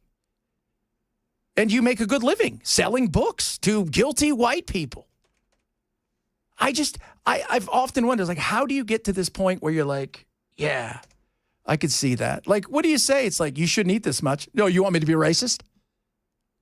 They could look up there yesterday and they could go, there's Robert Kennedy. I think red dyes are horrible. You're doing his thing. That was my impression of him. Don't get mad at me. I just do impressions. And they're probably thinking he's racist. trying to take red dye. Everybody knows it's about red dye. And you take that out, that's the first step towards colonizing the supermarket. He just wants to get rid of all the dyes so everything is white. Oh, look at you. Man, you went right there, didn't you? My God, he went right there. Just right. Hey, I see facts, I spit them. You do. Spitting them facts, baby. How about a little fun with somebody who thinks he's a lady, that the guys are liking him? So, like, all of a sudden, when I go to the grocery store, guys are, like, I guess I'm passing because guys are being really nice and they're, like, flirting with me and stuff. No. And I really like it. No. And, like, I thought maybe I should be like, oh, be careful, I'm a trans woman. No. But now it's like, I mean, I'm not dating them, you know. There's this one guy who all of a sudden started pursuing me, a really handsome guy. Nope. And, like, I told him that I'm a trans woman, you know, so I don't hide it, right? Nope. No, you're not. I've seen you, and you're not. Nobody is. You're not fooling anybody. If you're hiding it, you're being deceptive. Yes, right? Isn't that deceptive practices? I mean, what is this, the Crying Game? You guys ever see the Crying Game? No. Oh, the Crying Game. Let's just say there was a surprise in the Crying Game with, was it Jay Davidson? I think that was his name. It was a surprise back then. These days, it'd be like... Yeah, it'd be normal. Like, of course that's what a vagina is supposed to look like. But the Crying Game, there was a surprise in that. And Jay Davidson, who went on to play in the 300, I think he played Xerxes. But it is this, you're not fooling anybody at all. And maybe it makes you feel good. But the fact that you go to have you seen that guy that who dresses up like a woman and says, I'm going to find out what it's like to live like a woman today. And right, he gets out of the car and then he gets back in the car. He goes, it's got to be horrible because all they did is call me the F word. It's not very nice, Chad. Speaking of controversy, you've been chastised for spoiling the Crying Game. Oh, man. I'm sorry. Oh, that's horrible. Hey, just, you know what? I'll jump in the deep end with you. Darth Vader's Luke's father. No. Hey, there's a good question about movies. When is it okay to spoil? At like how many years? 1. Just 1 year. 1 year. 365 If you haven't seen days. it when it's new, then tough. Yeah, I've often wondered what's the spoil? Where's the spoil line? Is it a year? Is it 2? And here's the other thing. A lot of people, they just spoil it for me. I don't care. I'm probably never going to watch the movie anyway. But people still want to get mad that you told them Atlanta burns to the ground and Gone with the Wind. It does? It did. Come on, Chad. No spoilers. No spoilers? Hey, in The Wizard of Oz, it was really a guy behind a curtain and he was pulling levers. Yeah. He was. There was the crow. There was the scarecrow guy. What was his name? Ray in real life? God, I always forget his name. It's funny. I forget his name. His grandkid was my assistant when I was a broker. Bolger. Ray Bolger. So when I was the guy that played the Cowardly Lion. Yeah. Oh, Cowardly Lion. Yeah, Ray Bolger. I don't know. I thought he was the scarecrow. Oh, yeah, you're right. He was. Yeah, he also played he played the grandfather on the Partridge Family. Did he? Yeah. Oh. The Scarecrow did? Yeah. Well, I'll be. Were you a Partridge Family or were you a Brady Bunch? Partridge Family all the way. Because you're a music guy. Yeah. I liked the Partridge Family, but for some reason, all that was ever on TV whenever I got home from school was the Brady Bunch. All that was ever Whenever on TV. I saw the Brady Bunch, I just looked at the screen. I'm like, all this is about is a gay architect eating pudding. He was gay. He was so gay. You guys didn't know he was gay when he came back with the perm and the mustache? I'm sorry. I should be more respectful. Oh, goodness me. Yeah. He came back with that perm. Everybody's like, we know what's going on here.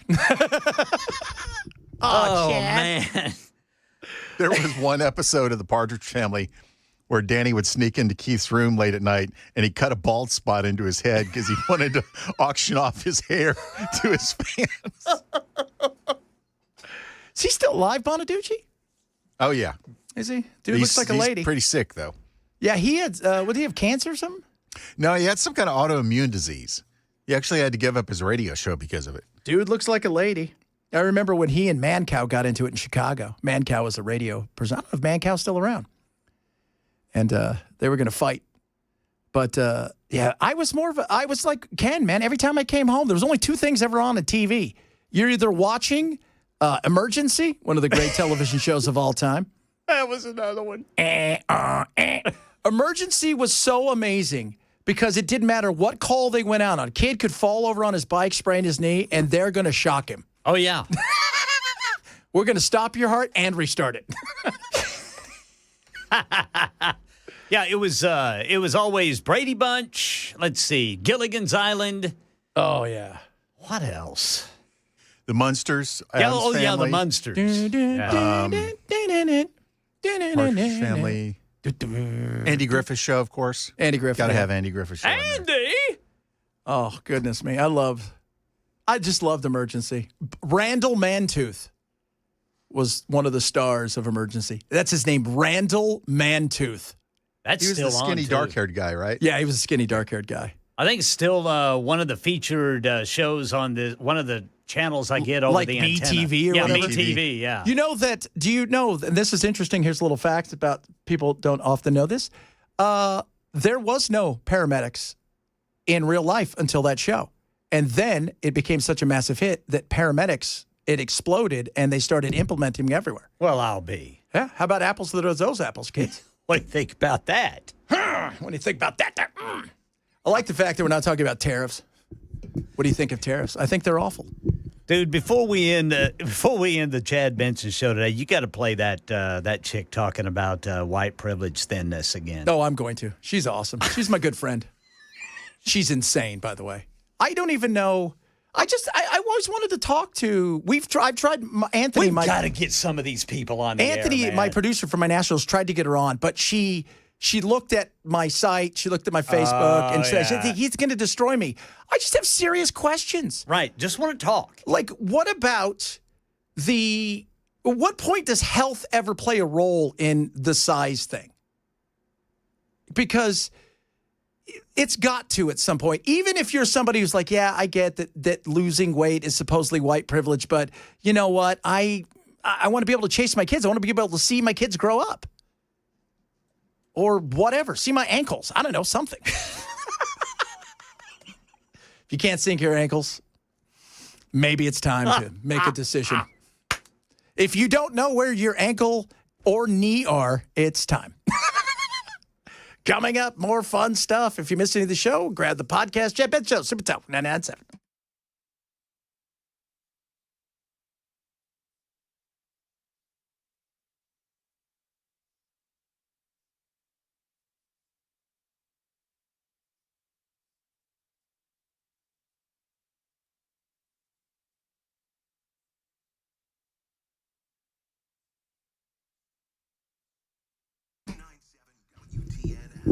I know this might be white privilege, but how would you like to lose weight? Get off that yo-yo dieting with our good friends at Lean. By the way, they don't care what color you are because yo-yo dieting's bad for everybody.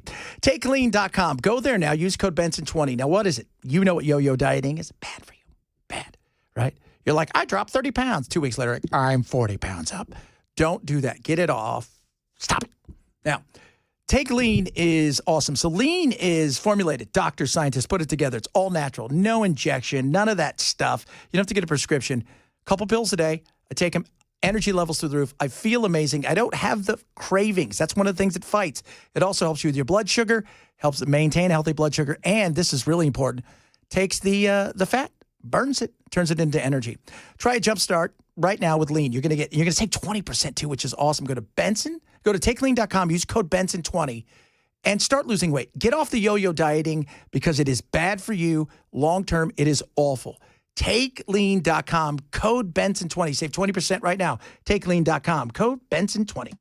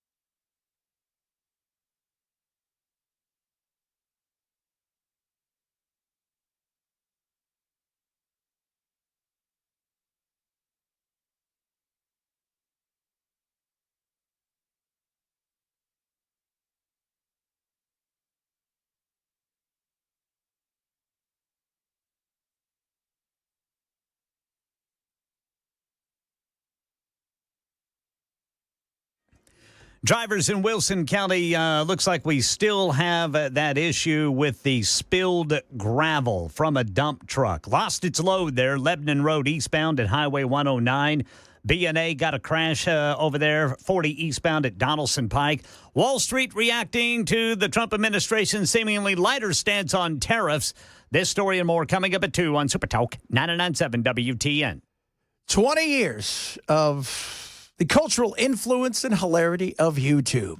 Back here live at the Waterfront Village with my friend, the zombie, Jonathan. You're looking good. Jonathan just got an awesome face paint job. What do you think? I like turtles. All right, you're a great zombie. And good times here at the Waterfront Village, open for the next 11 days. Don't worry, Jonathan.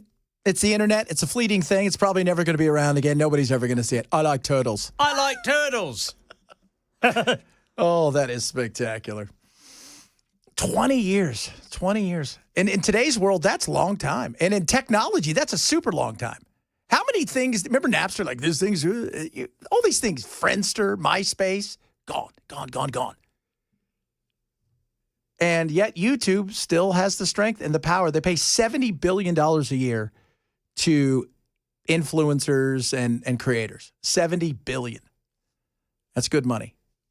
Yes, sir. Napster was sold on Tuesday. Sean Fanning?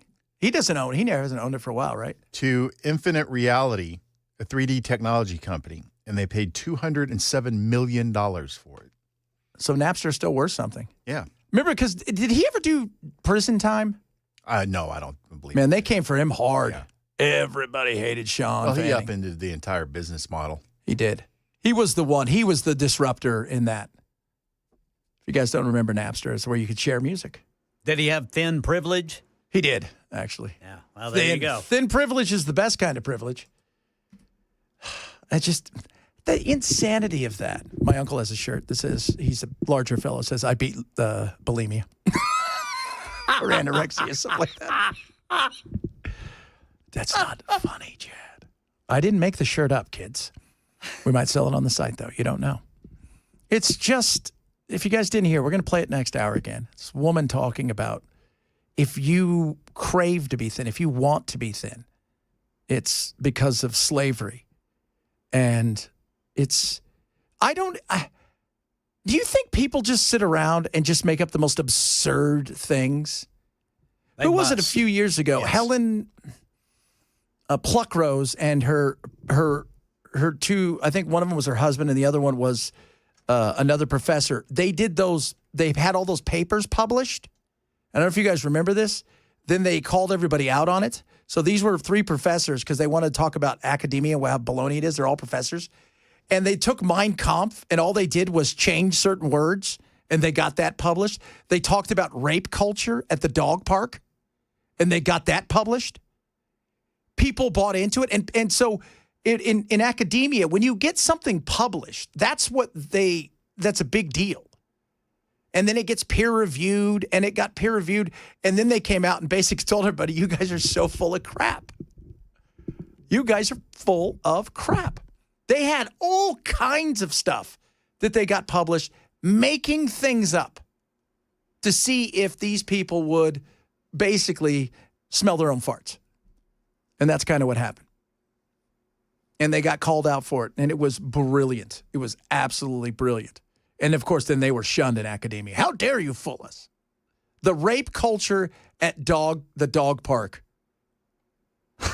was... I never even knew that was a problem. Yeah. Well, I mean, they took their dog to the dog park, and you know how it's not...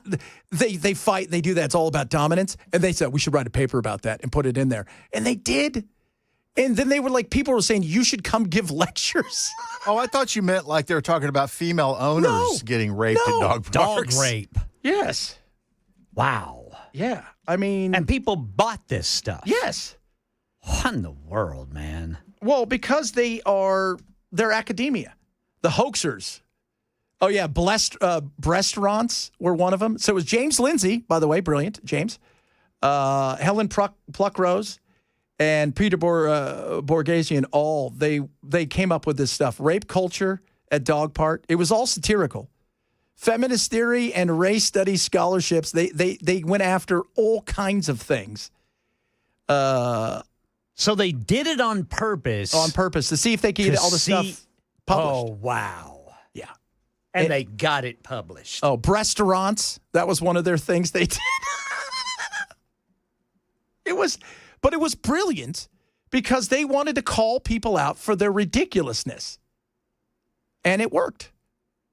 Now, did it change anything at colleges? No, it got worse, but that was the beginning of the you guys are insane.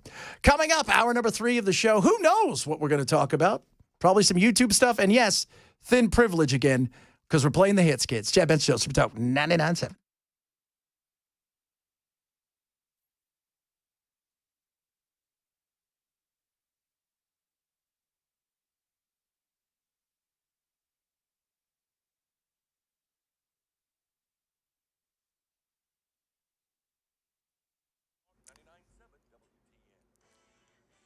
Two o'clock on the dot. I'm Ken Weaver with your top stories. Got the full forecast in 5 minutes. Wall Street reacting to the Trump administration. Seemingly lighter stance on tariffs today. Stocks up for a second straight day.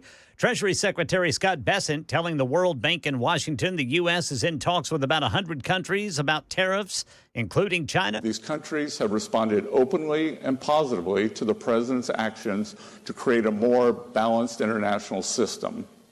We are engaged in meaningful discussions and look forward to talking with others. Elsewhere in our nation's capital, one of the longest-serving members of Congress, Illinois Democrat Dick Durbin, says when his 5th Senate term expires, he will retire. Durbin serves just below Chuck Schumer.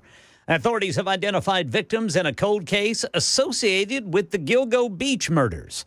Tanya Denise Jackson, also known as Peaches, because of a tattoo. Before her remains were positively identified, she was recently buried with her 2-year-old daughter, Tatiana Marie Dykes, in Alabama. Jackson was an Army veteran, and she and her daughter were buried with full military honors. But investigators say they need more information in bringing those responsible to justice. Ann T. Donnelly is the Nassau County District Attorney. The reality is our work has just begun. Knowing the identities of the mom and the little baby is just a first step to help us get to solving these murders. There is a $25,000 reward for anyone who can provide information that leads to an arrest in their deaths. Here in Nashville, News 2 says Metro Nashville Public Schools has removed references to diversity, equity, and inclusion after the order from President Trump. U.S. Department of Education giving districts 10 days to certify they're following Trump's policy. Since then, Metro Nashville Public Schools Office of DEI has been renamed the Office of Student Success and Opportunity. Parts of New Jersey going up in flames. The wildfire stands at about 11,500 acres and 30% containment. We fully expect that number will grow. Yeah, officials say this fire started last night in Ocean County. No homes have been damaged. Evacuation orders have been lifted, but there's no cause determined for that fire. The moon and the planets will line up early Friday morning to create something that'll look a lot like an emoji. Open your eyes and get up early and look to the east on Friday if you want to see a rare celestial event in the pre-dawn morning. Venus, Saturn, and the thin crescent moon will perfectly align to create the formation of a smiley face in the sky. Astronomers say it'll be visible for about an hour beginning around 5:30 a.m. and will end when the sun rises completely. That's the latest news. Weather's next. I'm Ken Weaver, WTN News.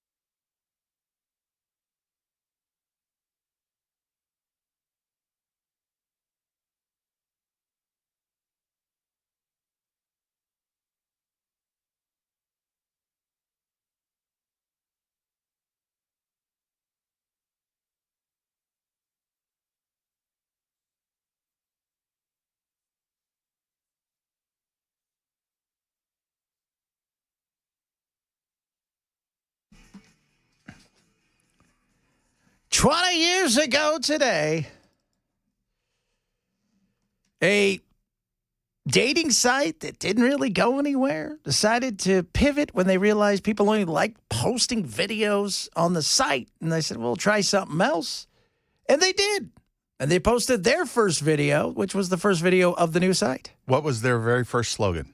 What was the first slogan? Broadcast yourself. Oh, yeah. Well, hence the reason why they call it YouTube. All right, so here we are in front of the elephants. The cool thing about these guys is that they have really, really, really long trunks, and that's cool. And that's pretty much all there is to say. Jawahid right there, he was one of the co-founders. YouTube was born. And from YouTube came a world of education, opportunity, misinformation, disinformation, fun, hilarity, wacky stuff. Just a different world. And culturally, what it did for us and continues to do is amazing. It is absolutely incredible. And while others have had to pivot in certain ways, and it's not that they haven't, because now you can go there and watch shorts, as others have pivoted, it has kind of kept its same path, being, as he likes to put it, old Bell, broadcast yourself. And that's what it became. That first one was 18 seconds at the San Diego Zoo, one of the co-founders standing in front of elephants. And now we can watch just about anything. And you know what's interesting too? The mundane. If you've ever watched YouTube, there's some mundane stuff in there that is interesting. I'll call my uncle because he and I have a business together and we're best friends and we were chatting. And I'm like, what are you doing? He's like, well, I'm watching my convenience store. I said, what? This is about a year ago. He watches a convenience store in like the Appalachian Mountains and it's got like 200,000 followers. And it is hilarious. Like nothing goes on. But people will watch it. And he's like, oh, yeah, watch it. They make sandwiches for like the locals. And the locals will come in and they're like, I'd like a bologna sandwich. And they make them a bologna sandwich. It is so fascinating. Because you sit there, next thing you know, you're an hour into watching people get gas at an Appalachian Mountain store. By the way, before we went to break, I found some of our good friends who were making fun of academia, all academics here, who did hilarious fake articles to get them printed in big academic things. And this is them finding out one of them gets into one of the leading academic papers for women in the country. Dear Dr. Helen Wilson, I have now closely considered the revisions of your manuscript, Dog Park, and will recommend its publication in Gender, Place, and Culture. You have done very good work to address the issues your viewers raised and have clarified your arguments. Thank you for your contribution to Gender, Place, and Culture, and I hope to be seeing your manuscript in print. Yours truly, PhD, Managing Editor, Gender, Place, and Culture. We have an accepted paper in the #1 feminist geography journal. That is hilarious. So it's James Lindsay, Peter Boghossian, and Helen Pluckrose. They made up 20 academic papers. They got 10 of them published, including Dog Park was about dog culture. It was rape culture at dog parks and how, like, if you're a man and you have a dog and it rapes, it's like you're part of it. It was all a joke, and they got them published. That shows you everything about academia I think you need to know. Wow. Giggity, giggity. What a bunch of maroons. What a bunch of maroons. James Lindsay, so proud. He did class of 97 proud. Yeah, he was hilarious. They were all, it was crazy. They took Mein Kampf and they changed the words and got it published. Like how? Because people are stupid. This academic world of, and that's why YouTube, I think, has also been a huge helper because people now can go and find things. It's not always good. I'm not going to pretend that everything on there is good, but you can go now and you can look up other positions And that has been huge. And the influence it has in politics, you can't understate that, especially if you're on the right side of the aisle. Most of you, like Joe Rogan, obviously, who, by the way, is still on the left. He's just, not insane. Classic liberal, I think is the best way to describe it. But, from the Jordan Petersons to all of the other stuff, the Daily Wire and all the domination of the right. And YouTube has played a huge role in that, which has been phenomenal. And it's fun. Let's be honest. There's a lot of fun stuff that's gone on the old YouTube. Because we've been playing some of our favorite hits. We were laughing so hard about this one earlier today. But I have to yell at you guys. Listen, Linda. Listen. Okay, what? Like everything they do at this house, you can't trust everything at Grandma's house. Linda. Listen, Linda. Listen. I'm just the first time I saw that, the first thing that stuck with me was the fact that she was letting her own kid call her Linda.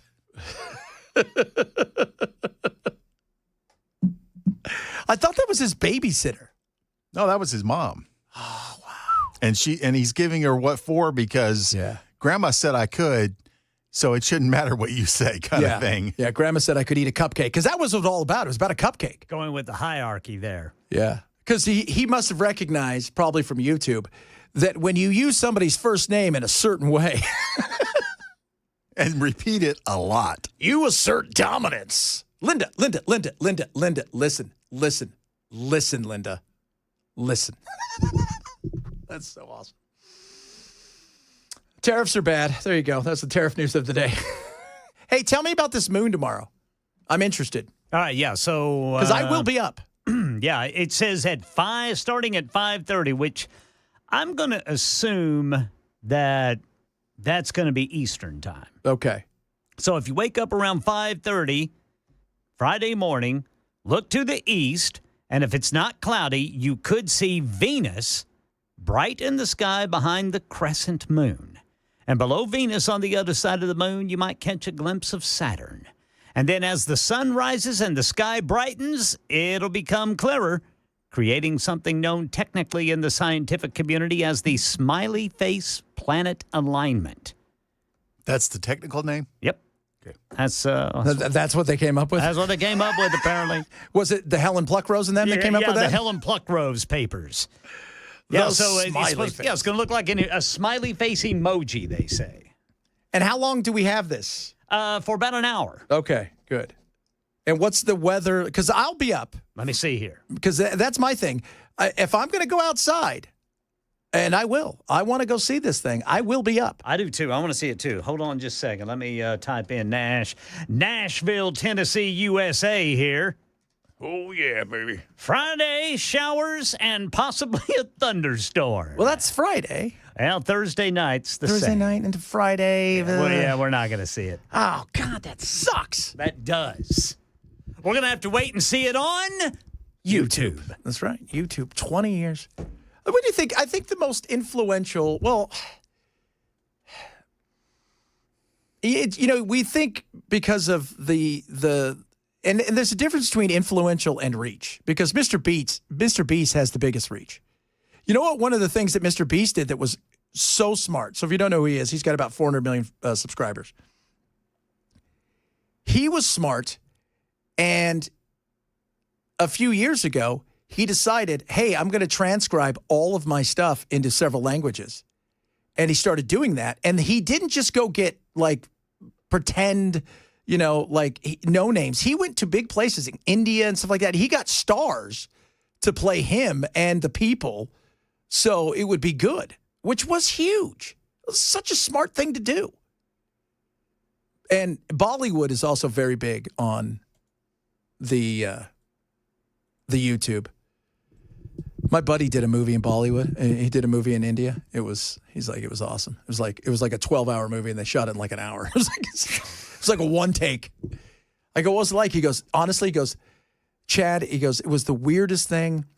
He goes, it was a musical, but it's also like a violent movie. And I'm like, really? He goes, yeah, it's a lot of musical stuff going on over there. But he goes, they're so professional and they work so fast and they're so brilliant. But he goes, I was getting ready because he's a camera guy. He goes, I'm getting ready to go in this water and I'm already a little sketched about it. And they tell me, hey, reminder, if you guys get bit, we have anti-venom. Didn't make him feel good. But that's one of those places, man, India. Imagine if you got big in India. That's huge. Well, and what's that market now? Like just over 1 billion people? Oh, India's aren't they bigger than China now? 1.6 billion. Yeah. Yeah. I mean, that's massive. So there's like I was telling people earlier, the reach of the Indian market outside of what is the Jimmy Donaldson, aka Mr. Beast, the Indian market is dominant. It's huge. And Coco Melon. Kids' things are big. Coco Melon is massive. But there are people on there. There are kids my daughter watches. They will drop a video, and within a few hours, they got 10 million views. It's amazing. And they watch it all the way through, too. I mean, they watch it. And these kids are making $30 million a year. They're stars. And unless you had a little kid, you wouldn't recognize it. And YouTube's kind of become the de facto education place. It's also become a babysitter for a lot of people. Stick your kid on YouTube. I watched every one of the Three Stooges shorts on YouTube. Every one of them. Really? Yes. How long did that take? It took a couple of months. That's awesome. Because there's like 120 of them. I would try to cram in, 2 or 3 a day. Learned a lot about the Three Stooges, too. I did not know that after Shemp died of a sudden heart attack in a cab coming home from a boxing match, they had to use old footage of Shemp, from other episodes to make new episodes. I'm just a big Three Stooges fan, so that's probably a little bit too much. No, that's pretty cool, though, because awesome. that day and age, that's a much tougher thing to do. Yeah, and so in the shots where they couldn't use old footage, they would just line up a guy. You could see Larry and Moe, but the person who was playing Shemp, he had his back to the camera, and then just the back of his head, it looked like Shemp. It was interesting. Things were different back in the day. Yeah. 10 million views on YouTube. Huh? 10 million views on YouTube probably make you upwards of $60,000. Yeah. Wow. And that's that's a starter video for Mr. Beast. Yeah. And think about this too. And this is because he made they said 88 million last year off YouTube. Wow. But he had Beast Games, which was Amazon. I don't know how much Amazon, maybe somebody check and see how much they paid for Beast Games. But that doesn't even include the fact that he has all of his own merch, all like his candy bars, his restaurants. But on top of all of that, the endorsement money must be millions a month. 10 episodes? Yeah. $100 million. There you go. Good work if you can get it. Good work. We're going to try. Make sure you guys like and subscribe to our YouTube and my YouTube. Go to ChadBensonShow.com, Chad Benson Show on the YouTube, and like and subscribe to ours. Give us a thumbs up and to mine as well. Coming up, I'm going to have some great audio because I got to give it to my man again. If you would like to lose weight and you're a white woman, racism. We'll talk about that straight ahead. Chad Benson Show, Super Talk 99.7.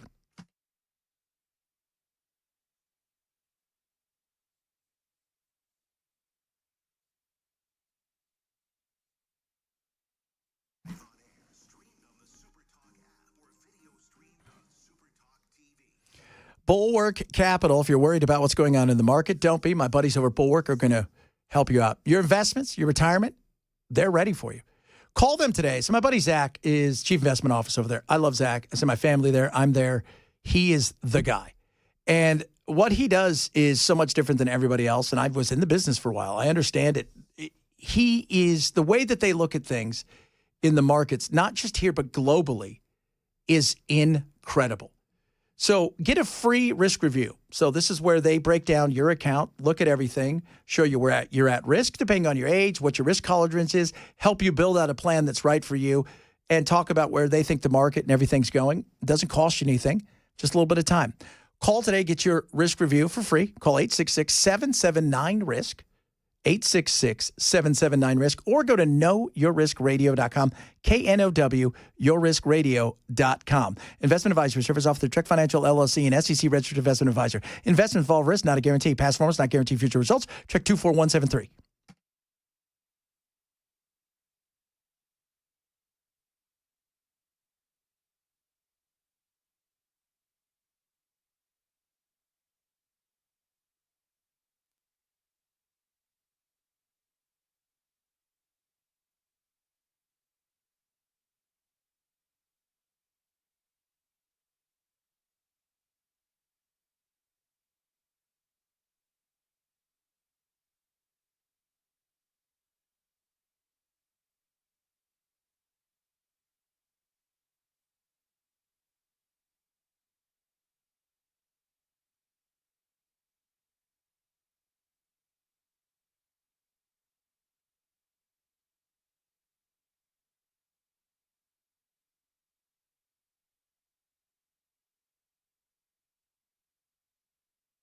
Now, as it is right now, the recommendation.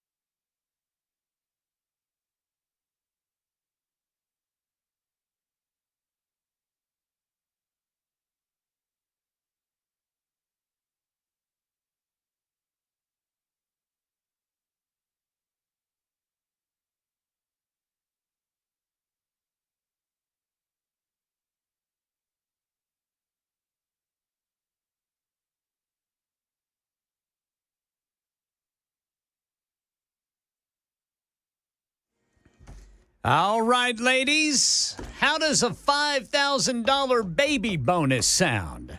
I'll tell you about it at 2:30 on Super Talk 99.7 WTN. 5Gs, huh? 5Gs, baby. Hungary is doing something. They've been doing this for a while. I think it's like if you have 2 kids before you're 30, you don't have to pay taxes. And you get to a point where you have 3 or 4 kids, you know, the female doesn't have to pay taxes. Which is weird because if I was married to a Hungarian woman, it would be like, I don't know, she makes $1 million a year. I'm just here. It's like when you go to like it's dinner. It's like when you go to a restaurant and it's kids eat free. It's like I'll have water, but my kids want a steak. Yeah. Oh, geez. 20 years, kids, of YouTube, and talking about some of the great videos, the things that really took off. Dancing Baby was the first viral video. You guys remember that? And it was CGI. Yeah, CGI. Before, like, AI and stuff was cool. You look Didn't at it it now, have some association to Murphy Brown? Yeah, I thought so. Like something, like a show of some sort. But there were things that went viral, too. Charlie bit me. Ah.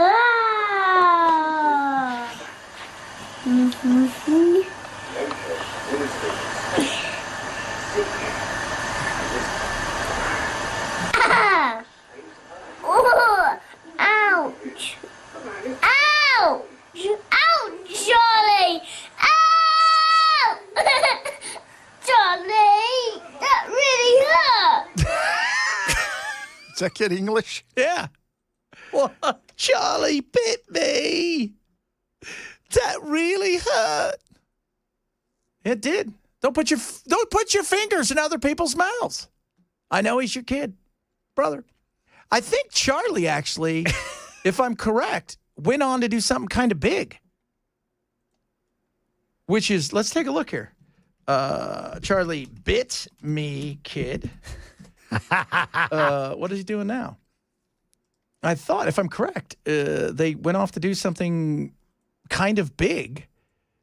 Several people have gone on. 50 million views, by the way. 50 million views. He sold the Charlie bit me finger to fund their education, which is awesome. He sold it for $700,000 as an NFT. Man, that's crazy. Apparently, he's studying law at a university in the UK. 700. As of October 2022, almost 900 million views of Charlie Bit Me. Good grief. Non-fungible token, for those of you guys who don't know what an NFT is. So in theory, whatever idiot bought that, and I say that because if one of you is the person who bought it, I apologize. You're a very smart person. If I was to use that in a commercial, I own the rights to it. Like, not me, but you own the rights. So if I was to do like a Coca-Cola commercial or a hamburger commercial, Charlie bit me, you would have to pay me, if I owned it, money, like royalties, just like music. That's if, but not now, because NFTs, man, there was some crazy stuff. People buying NFTs. Remember that? Who was it? Like somebody in the metaverse. Somebody bought like a house next to Snoop Dogg's pretend house in the metaverse. What a scam! What a real great scam. You were talking about scams earlier, Ken. Yeah, that's a real great scam. That's not a scam. I sold you a pretend house next to somebody who you'll never meet who happens to be famous. Yeah. And you paid for it. That's fair and square, man. Yeah. I mean, you know, I'm always amazed at stuff like this. Coming up, can I pet that dog? Oh, maybe we'll play that one. You remember that one? No. You've never seen, I'll say, we'll play that when we come back in. You will love Can I Pet My Dog? That was a great one as well. The dancing. Ally McBeal dancing, not Murphy Brown. Matt sent me a text and told me. Yeah. So, Brad, thanks so much for that. A lot of people very excited about the Ally McBeal thing. When we come back, we are going to play insane things that only, I think at this point in time, women on the left could even come up with, including a YouTube show that was just supposed to be fun podcast by two women in Oklahoma that have gained huge traction, that have lost the plot and hate MAGA. So this should stir a lot of you up as well. You can reach out to you can reach out to us across all of our social media. At Chad Benson Show is my Twitter, my Instagram, and my YouTube. Like and subscribe. And, of course, you go like our page, subscribe, YouTube 20th anniversary. Make us a part of your day. Thanks so much for doing that. Chad Benson Show, Super Talk 99.7.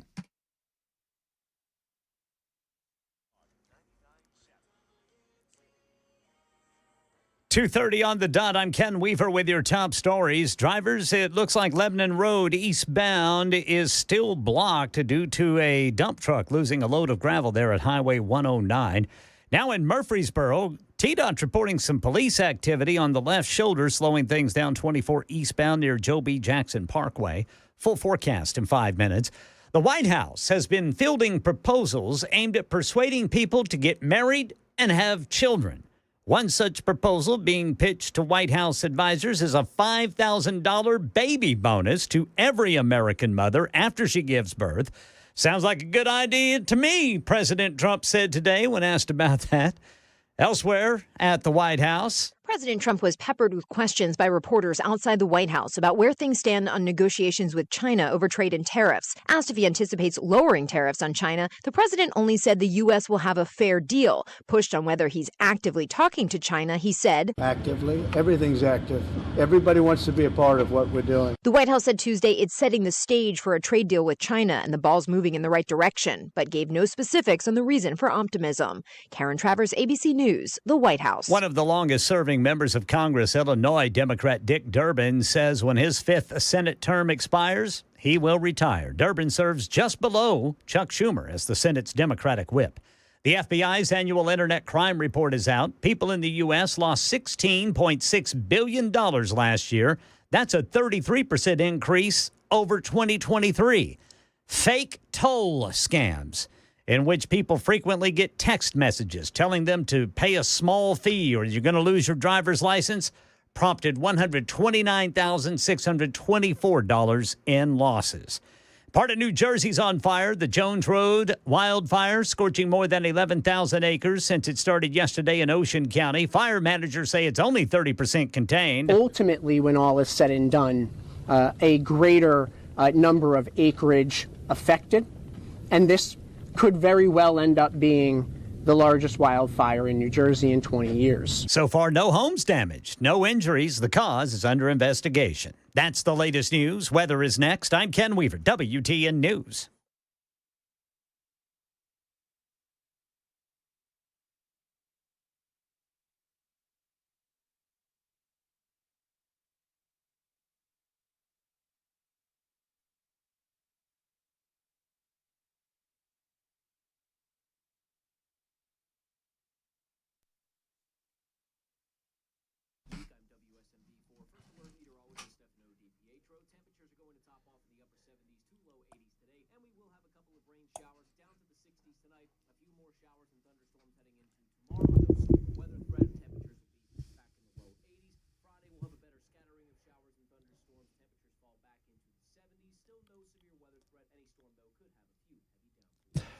Rough Greens. Buddy Michael sent us a text earlier. 60 days in. It's like a whole new dog. Mm-hmm. That could be your dog. I want you to do this. I want you to try a Jumpstart trial bag of Rough Greens. So I love my dogs. Since we brought our dogs home, my wife's Shishi dog that's designer and our little dog that my daughter wanted when he was a puppy, we've been giving them Rough Greens. They are healthy, happy. They never go to the vet. They got their shots. They've never been back to the vet. They're super healthy. Your dog could be that way too, even if your dog's longer in the tooth. Try the 90-day challenge. First 30 days, you're going to see huge improvement in energy and their coat. By day 60, more mobility, right? So longer in the tooth, maybe they got some issues. You watch what happens. Better digestive tract and the coat's getting stronger and thicker. By day 90, it's like you got a whole new dog. It's like Benjamin Button style. Try a Jumpstart trial bag of Rough Greens today. 1 scoop a day. They're going to give you a $20 value bag for free. You just cover the cost of shipping. ruffgreens.com/Chad. Use my code Chad. Ruffgreens.com/Chad. Use code Chad to get that $20 value bag for free. Ruffgreens.com/Chad.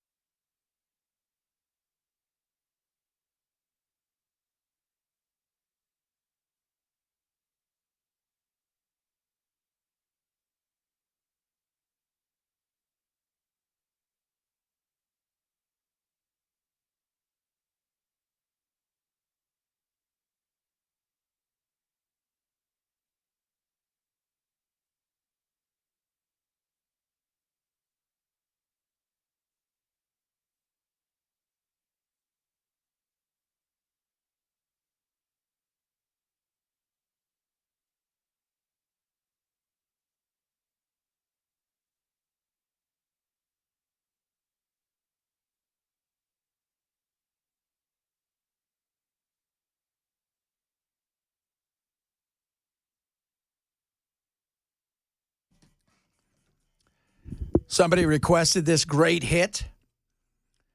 So I want you to picture this. Listen to this, Ken. All right. She wants to pet something. Can I pet that dog? No. Can I pet that dog? No. Can I pet that dog? No. Can't pet that dog. By the way, that dog looks a lot like a bear. Because it is. Pet that dog. Oh, pet that dog. Oh, pet that dog. Is that the one where the bear's on the porch or something? Yeah, they're on the porch, and she's reaching for it. I want to pet that dog. I want to pet that dog. That dog's going to eat you. That dog will eat you. That dog didn't seem too bothered. By the way, somebody texted in about why would we want to give $5,000 for people to have babies? And 4666. Chris would probably assume I'm saying there, devil. But I'm kidding, Chris. You know I love you. The reality is we don't have enough people. The biggest risk to our nation is we're not repopulating our nation. We're not. Japan, South Korea, China. They are cratering when it comes to birth rates. If we do not repopulate our country will eventually fade away. It won't exist. It'll be a mere shell of itself. So, and she says, or he said, I trust Trump about this. Do you? Do you trust Elon? Do you trust Elon Musk? Because if you trust Elon Musk, which many of you do, and again, everybody picks and chooses what they want depending on the tribe, but if you do not replenish your population, you don't exist. At the rate we're going, without immigration, legal or illegal, we are falling so far behind that we are going to be, once you start going reverse, trying to get that back is virtually impossible. China, by the way, at the rate that they are not having children, probably because they killed all the girls, wasn't a good move. They're going to go from 1.3 billion down to about 300 million by the end of the century. They'll be a shell themselves. They will be. And then what happens is you get top heavy. So you get top heavy, and in doing so, you don't have enough people to sustain the retired people because there's not enough people in the workforce. And then your economy starts to collapse. So, hey, Brian. So it's not about it, and I know it sounds weird, but we need to replenish our society. We're not having kids. Ken and I talked about it a couple weeks ago, did a report. People who are having kids are in their 30s and 40s. They're outpacing 20-year-olds. Yeah, for the first time ever. Yeah, new moms in their 40s. You can't, you cannot sustain a country like that. It's not possible. So that's why there's an incentive. And I would even go bigger on that. I mean, we joke about Elon because he's got 1,400 kids. See, what's he got, 14 now? Every week he seems to be giving birth. Not him, but you know what I mean. He's like, oh, yeah, I guys tell you about that. But the importance of that, because many people will tell you the decline of the population will eventually be the biggest threat and downfall to us if we don't figure out a way to grow it. And if it wasn't for the fact that people want to come here, legally or otherwise, we'd be in a lot of trouble. We would be. No, he's not a genius, Biden. He's not. Somebody's. Yeah. So. Watch it, Jack. Yeah. So Biden was a genius. He opened the borders to replenish our population. Biden and genius should never be in the same post. True. But it is about the long-term viability of a nation depends on its population. If you don't have a population that is replenishing itself and growing, you're doing what? You're shrinking. And as you shrink, you start to fade away and you become nothing. And the more people, the more brain power. Yeah. And so this is a serious issue that needs to be addressed. And the 5,000, we'll see if that gets anybody to move. Somebody just said it's too damn expensive. So the $5,000 incentive. Now, is there an age range on that? How's that working? Ken, have they not worked that out yet? Or is that just something they threw out in the ether? It just says it gives every American mother $5,000 after she gives birth. I'm going to start identifying as a woman. Might as well. Trump says, sounds like a good idea to me. Yeah. Get me some government check. Well, you're talking about, our population going down, and it made me think of something. Think about how long it takes for our members of the military to become fighter pilots. Yeah. I mean, what if we ran into a gap like that?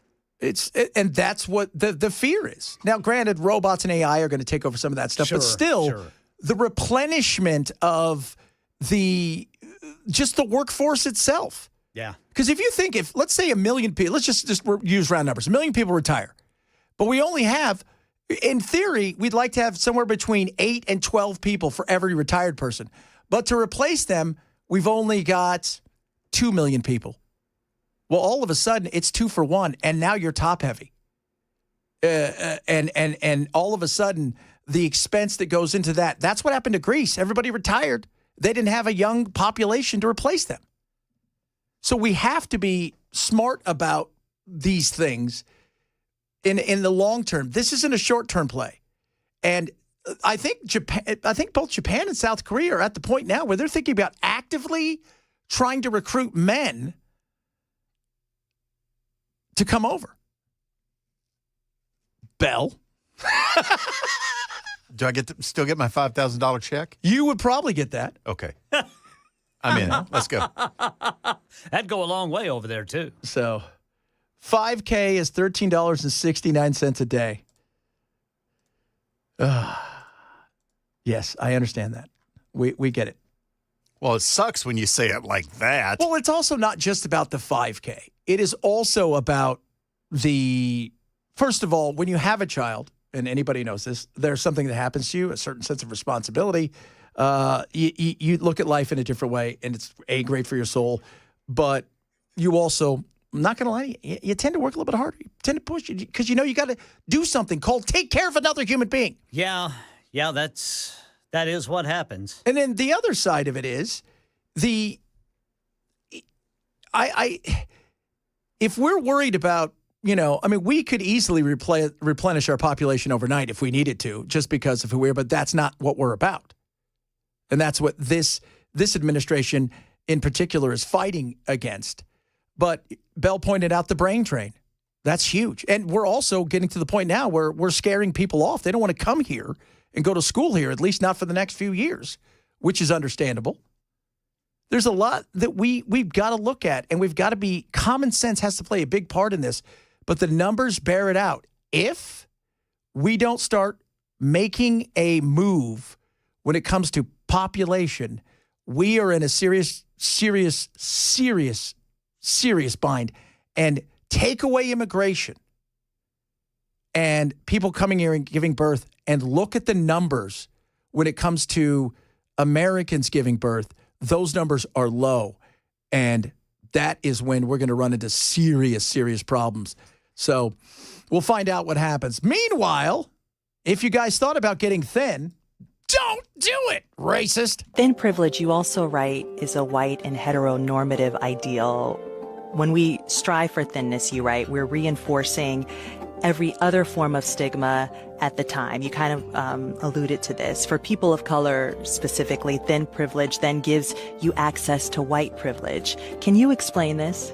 Yeah, the thin ideal is definitely a white ideal. When we trace the history of modern diet culture, we really trace it back in the United States to the end of slavery. And Sabrina Strang's book, Fearing the Black Body, is sort of, the iconic work on this that I would refer people to. Now, I'm just going to let you guys know this. I don't have thin privilege. Husky privilege is not a thing. I looked it up. And yes, when I was a kid, at one time I had to have husky jeans, mostly because they were cheaper. And there was like, hey, would you like to wear cardboards that look like Levi's? Yeah, welcome to Husky. That's kind of like my Tough Skins. Tough Skins are phenomenal. They're not Keds. They're Payless. So I want you guys to follow along. So let's just say you decided to lose weight. Mostly white women. This is on you because you guys well, you know. Yeah. Crazy. So you are saying losing weight, that's thin privilege, which of course is bad. And you're going to find out why it's bad. And it has a lot to do with slavery. So every time you lose a pound and you think I'm doing well, slavery. But her research talks about how as slavery ended, Black people gained rights. Obviously, white supremacy is trying to maintain the power structure. So celebrating a thin white body as the ideal body is a way to other and demonize Black and brown bodies, bigger bodies, anyone who doesn't fit into that norm. So this is really about maintaining systems of white supremacy and patriarchy. All right, cool. So every time patriarchy, I like it when you patriarchy. I actually thought you were joking, but I looked it up, and the response from Google is no, there is no such thing as husky privilege. No, there's not. God.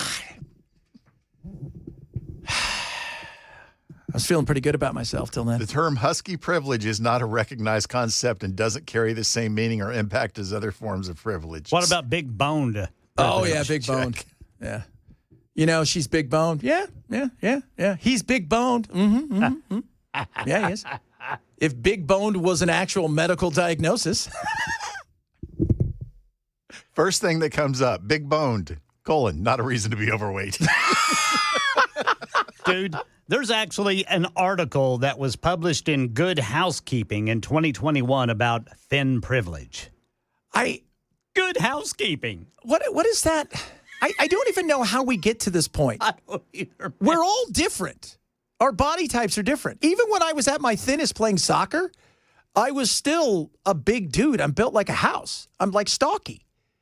So big boned. Yeah, well, not big bone. I'm just stocky. But my chest, I have a giant barrel chest. Yeah. When I played soccer, I was, compared to other guys who I knew that were, like 5'10", 5'11", they'd be like 160 pounds, and I'd be like 170, 174. It's bigger than them. And it's the thin privilege thing is such bunk. I wish I had thin privilege. I don't know if that. Now, where do you get the white supremacy card? Yeah, how does that tie into it? I still want to ask, and we were talking about this last hour because I played this for Ken because, well, first of all, it's just awesome. But I want to get people on who are all about like the, fat acceptance and all this kind. You shouldn't be mean to people who are fat, even though they're hilarious. But again, not funny, Chad. They had FatCon. We missed that, guys. What? Did you know that? They Here in had Nashville? FatCon in Seattle. Oh, we're Seattle. talking about that tomorrow. Get ready for this. But it's mostly around a buffet at Sizzlers. But it was I just would like to ask people, at what point does it stop being racism and start being a health issue? Because I think that's fair. It's not everything, you lose weight. Even Lizzo said, I got to get healthy. Yeah. Right? I do. And so, I don't know. Did she say that with a cookie in her mouth? She did not. Although she lost a decent amount of weight. Good for her. Who else lost? Jelly Roll. Look at the weight Jelly Roll's lost. He's looking good. He's lost a lot of weight. He's lost a lot. It's not because of thin privilege. It's because he also realizes he's got kids. He's got a life. He wants to be around a while. That shouldn't be controversial. Yeah, who wants to end up being known for dying on stage because you had the heart attack in the middle of a hit? Can I get skinny privilege at the Social Security office? $39.89. You cannot. We looked it up.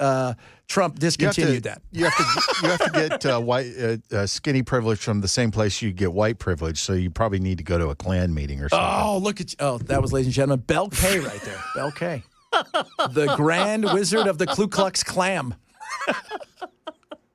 We'll be wrapping it up straight ahead. Chad Benson Show, Super Talk 99.7.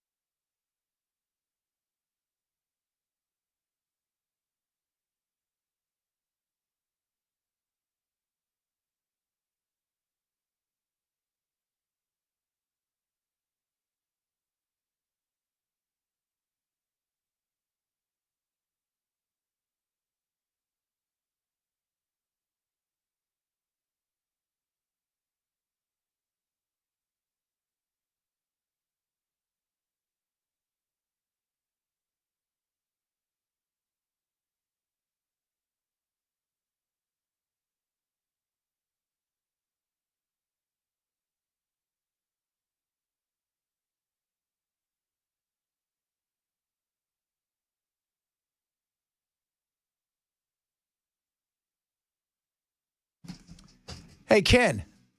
Yes, sir. What is that fly you were talking about earlier? Oh, the Spanish fly? What? The spotted lantern fly. And they're going to do what with him? Oh, that fly. Oh, yeah. Everybody knows that one. Yeah, Everybody knows about that. And they're going to try to kill him? Yeah, they want you to kill them because they will eat up Tennessee vegetation. They are not native species. That's not going to go well. Now, where are they from? Do we know? China. Are they? Yep. Probably not even real. They're probably just here to spy on Y'all us. know we got rid of bed bugs, and then bed bugs came back. Yeah, China. Because of China. I blame everything on China. Yeah, why not? China. Filthy Europeans. That's what we're going with. The Euros. You know who you are, you Euros. You killed the Pope. They're actually pretty cool looking. Yeah, they are cool looking. What, the lantern fly? Yeah. I mean, is that not like a lightning bug? That's what. No, when its wings are out, it looks like a lantern. Did we get lightning bugs here? Yep. Oh, good, man. I'm excited about that. You don't get lightning bugs out in the No, in Arizona we don't. desert? You know, we get tarantulas. That's no good. Gila That's no good Snakes. for me. I was That's at a no-go hole zone for me. at this place called Francisco Grande. Mm-hmm. So I'm at a hole. I'm getting ready. It's like the fourth hole. It's this long par 5 uphill. And I look down, and my son's with me. He goes, "Oh, my God, Dad, there is a rattlesnake cruising across behind me. Mm-hmm. There is 3 or 4 giant agama lizards and 2 or 3 tarantulas." Yeah, you got to watch the tarantulas. And I was like, this is a party. I was playing in Charleston, South Carolina, and there were signs. It was right on the water, and it was a marshy, area off of the course, and there were signs everywhere that said, "Beware of snakes." No, I'm sorry, I'm saying it wrong. Beware of spiders, snakes, alligators, sharp reeds.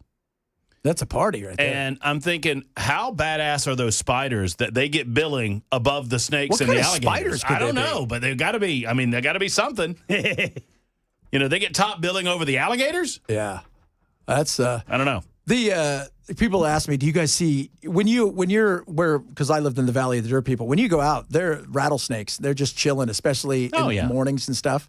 New Mexico's that way. Yeah, I'm sure they don't the bug same. you. They don't bug you. They don't want to mess with you any more than you. But I mean, my rule is always this: if I find you in your home, I leave you be. Yes, because it's your home. But if you come to my house, you get killed because it's my house. Yeah, and eventually snakes will evolve to learn not to come to my house. Do they come there a lot? No, they don't. Which is, well, like Jehovah's Witnesses. Do you have a sign up in the yard, Matt? I mean, you know how you talk about YouTube and Facebook and all these social media platforms. Years ago, I made the mistake, and most of us have made this mistake. I killed a snake, and I put the snake up on Facebook. Look at this snake that I just killed, and everybody goes, "Oh, good Lord!" It's like I killed a baby. It's like, why did you kill that snake? Which is really weird because usually if you kill a reptile, people are like, "Oh, good," but you kill something fuzzy, they get all angry. Yeah, they get upset at you. But no, they came out of the woodwork. They're like, that snake would have kept rats and mice away. I was like, I'll keep rats and mice away too, thanks. I'll handle that. A cat for. That's right. Matt Murphy, ladies and gentlemen, what are you talking about today? A little bit of legislation. And I'll make it interesting. Don't go away. Don't go away. Legislative session. Don't go away. Don't go away. Don't go away. I'll make it interesting, I promise. Cameron Sexton, Speaker of the House, is going to be on with us. No, all right, cool. That sounds like fun. And we're going to talk about dope at 6 o'clock. Dope. That's dope indeed. Yeah. I'll tell you that. Boy! Hey, you guys have a fun rest of your day. Matt Murphy, Straight Edge, Chad Benson Show.